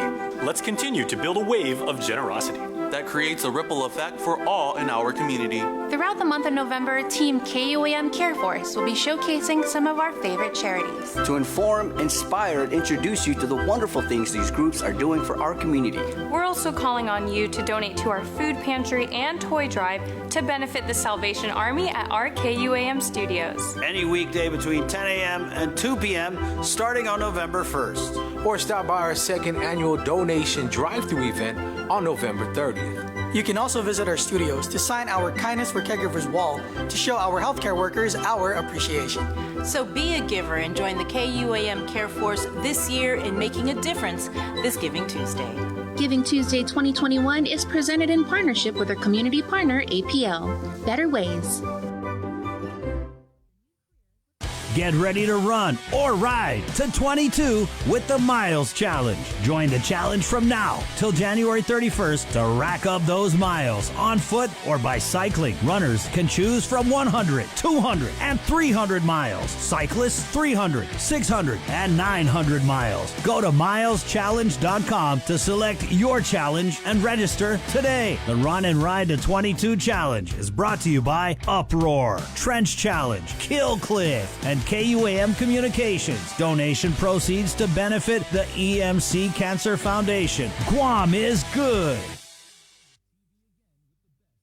The world of television is more exciting than ever. Don't miss a minute of special presentations from NBC on KUAM TV8 or from CBS on KUAM TV11. Every month, we'll bring you the fun and excitement of award shows and red carpet moments, special series presentations, and other great network programs. Brought to you locally by King's Restaurant, Ruby Tuesday Guam, and Docomo Pacific, giving you more reasons to tune in and turn on. Fall in love with TV again with the best from KUAM Communications.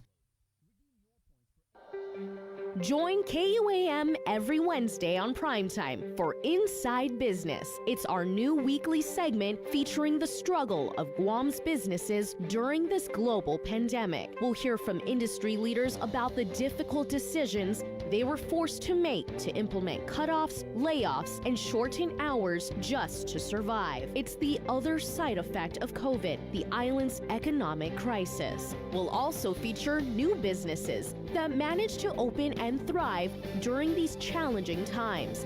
It's Inside Business every Wednesday on KUAM News Primetime.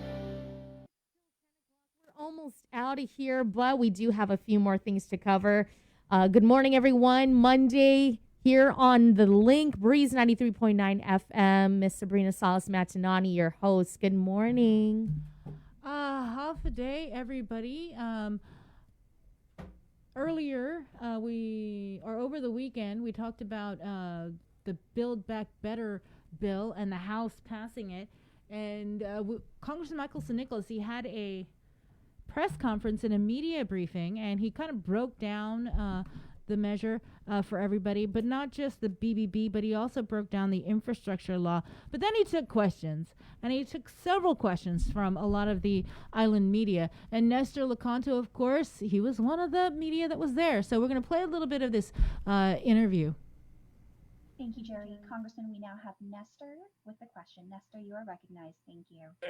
Thank you, Alpha Congressman. Just to follow up on Jerry's question regarding the hospital, just so we're clear, I think you had encouraged the governor previously that with the $345 million that's going to go to from DOI for possible construction of the hospital, that she should take that $300 million she was holding in reserve for the hospital and go ahead and spend that, correct?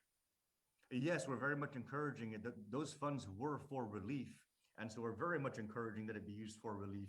We understand the needs of getting a project like a hospital off the ground. We did the back work necessary to be able to find a different federal funding source to make that happen.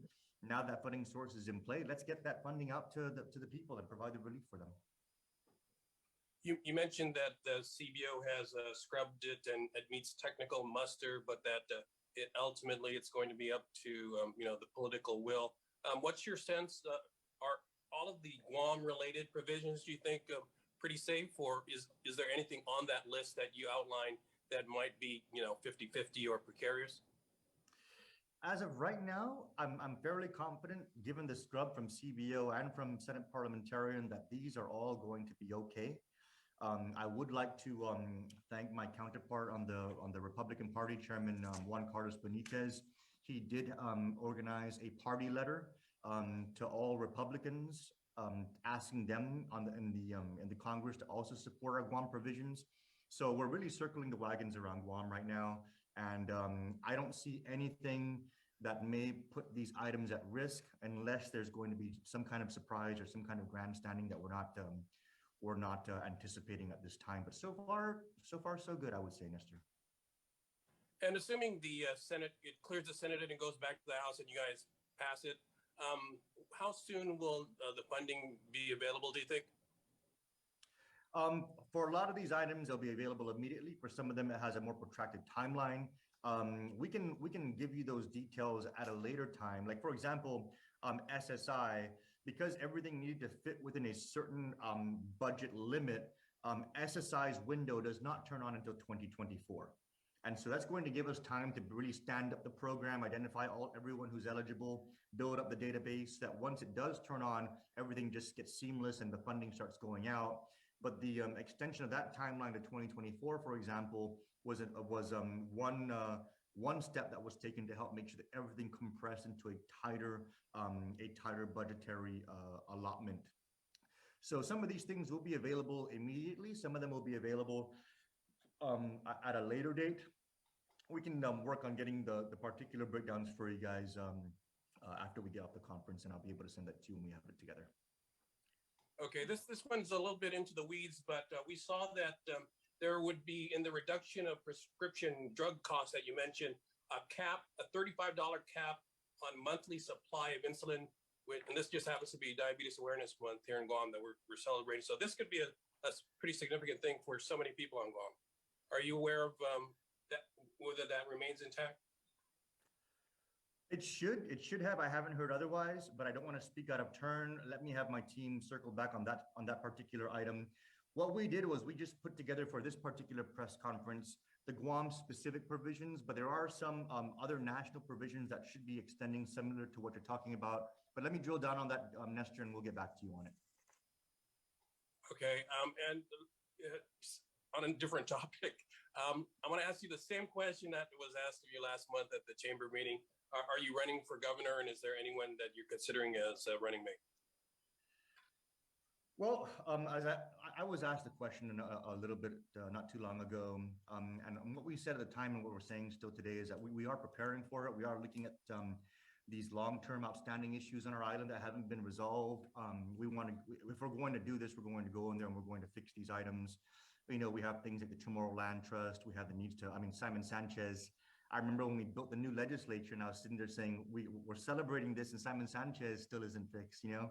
So, you know, we have a lot of legacy issues in healthcare, education, public safety. GPD doesn't have a home.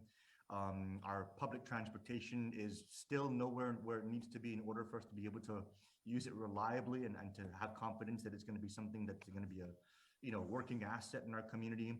Swimming pools that, like I mentioned earlier in the call, broken all over the island. And, you know, something as simple as road markings are still things that we're just not getting done. So, you know, as we continue to work towards that outcome, we're definitely doing the work, the preliminary work necessary to understand what the job is going to entail, where we need to focus our energy, how we're going to go in there and resolve these issues. We even talked about things like affordable housing, bringing down taxes, reducing the cost of living, helping to positively impact gas prices. There's so many local initiatives that we can start working on, and we're definitely doing the homework necessary to fully understand them and to present solutions to tackle them, even if they're kind of out of left field. So as far as any kind of formal announcement, we will not be taking that step until we're absolutely certain that we have a firm handle on the fact that making that decision is going to be for the greater benefit of the people of Guam. If they will, of course, have us fill in for that role, if they'll elect us for that role, it's ultimately going to be their decision. But yeah, we're still evaluating things, and we're still absolutely sizing up the nature of the responsibility. But it's very much on the table, Nestor. All right, and Michael St. Nicholas from his media briefing that he held Saturday. He talked about the BBB, the infrastructure bill that was signed by the president last week, and of course, taking questions about whether or not he is running for governor. We're going to head back into the Zoom room and back over to Saipan. Joining us again is Tomas Manglona. Tomas, we're excited. You've got a new series that you're launching tonight on Primetime. Yes, and so all week long, the series will be airing throughout the week. It's called 6 Feet Apart, 6 Feet Under. We got a chance to talk about it last week along with the new Grief podcast that premiered. But yeah, we're focusing on this process that we've all been throughout this pandemic, but haven't really had a in-depth conversation about with really looking into the specifics of what grief, sadness, and hope looked like throughout this pandemic. For our first episode tonight, we visit the morgue at GMH. We actually got a chance to go inside the morgue, although we weren't able to obviously take video because of the respect that we have to show to those who've passed. But we did see red tape with the words COVID-19 on it, and also got to discuss the reefer and the space. It's a hard conversation, but definitely something we wanted to cover. We speak with priests, we speak with counselors, and with people who've been directly involved with, who've been directly impacted by the deaths. I think one thing that I mentioned last week and still continue to feel today, even though we seem to be coming out of the wave that we're currently in, is that we can't become numb to the numbers, right? That I know that's something that you and Chris always say on the show. With each death is a family, right? Multiple people affected in our community, and so it's 5 parts. And tonight we start at the morgue at the Guam Memorial Hospital, and we talk with funeral homes as well, and really try to start the conversation about where this leaves us. And it was one of the counselors we interviewed who said, eventually when the pandemic becomes an endemic, if it does, or as we continue to see more restrictions eased, there's going to be an aftermath, and that's going to be one of grief and depression and anxiety. And how do we deal with that as a community? And Bree, it's so odd because as I was leaving Guam, right, the cases were going down. And now we're seeing an uptick in the CNMI, almost 40 cases in the past 72 hours or so. And this is something that we're in the region going to have to continue to cope with and I don't know if it'll ever feel normal, at least to me. But it's definitely it was a difficult conversation. I mean, you know, writing about grief and sadness, but definitely some really meaningful conversations that we covered in our series. Right. And thank you so much, Tomas, because you really have been humanizing and really sharing these stories that some people aren't hearing, whether it's the stories of those on the front line over at GMH who we are incredibly grateful for their work and their service, but just this side of the story that hasn't been told. I'm really, you know, looking forward to it. I think it's really going to be an emotional piece and an eye opener. And so, thank you so much for your work.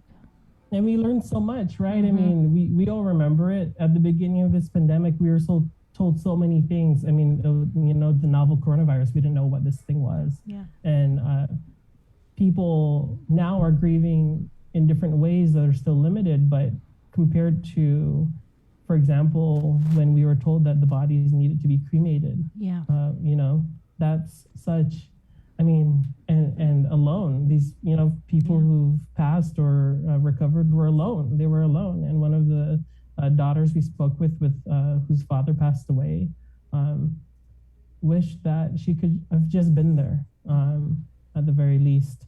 And and like I said, it's an important conversation, and I hope that it's able to help folks.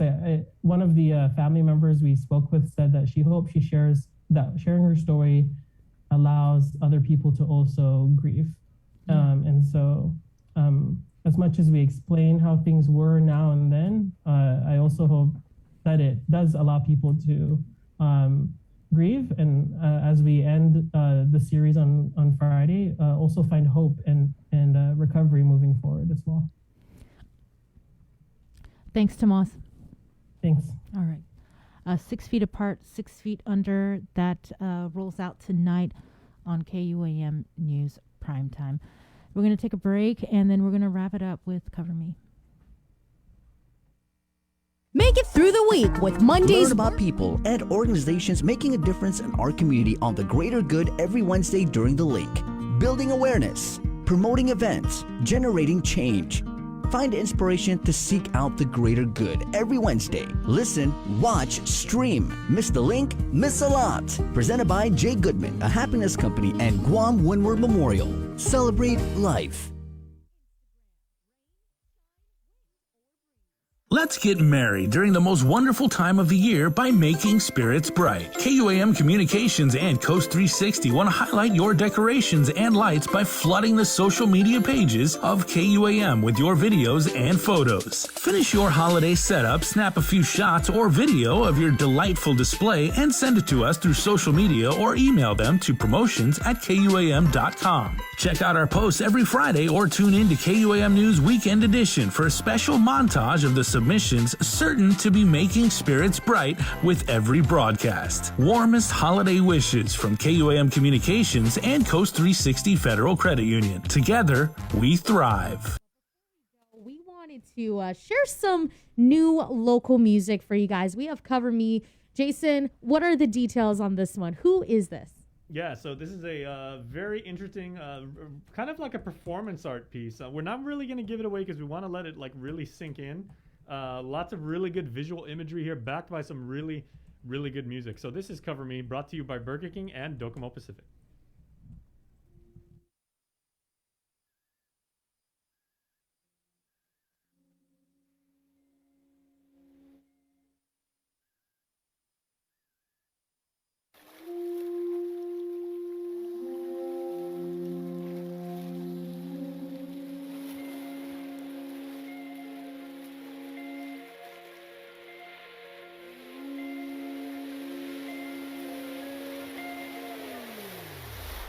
Strike it up, lay it out, light it up, breathe it out, back it up, look at me, 반죽이, strike it up, lay it out, light it up, breathe it out, back it up, look at me,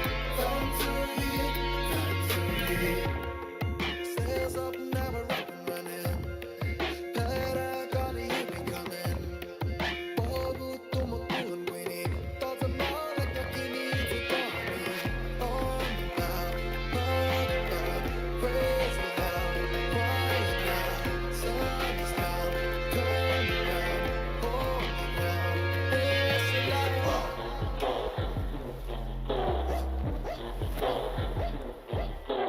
Rolling my episode, and yellow dripping spinal risk galore.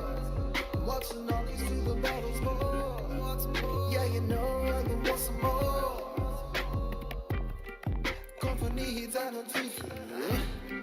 Tuba got me feeling tutus. Going with the baddest bitches Scotty's ever seen. Dribbling brown snake skin on a brown skin queen, yeah.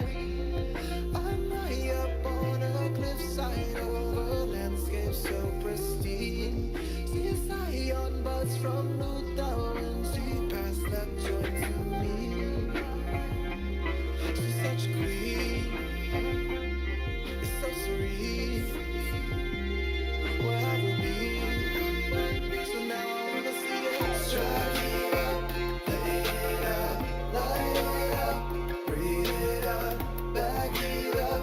Look at me, come to me, come to me. Strike it up, play it up, light it up, breathe it up, back it up. Look at me, come to me, come to me.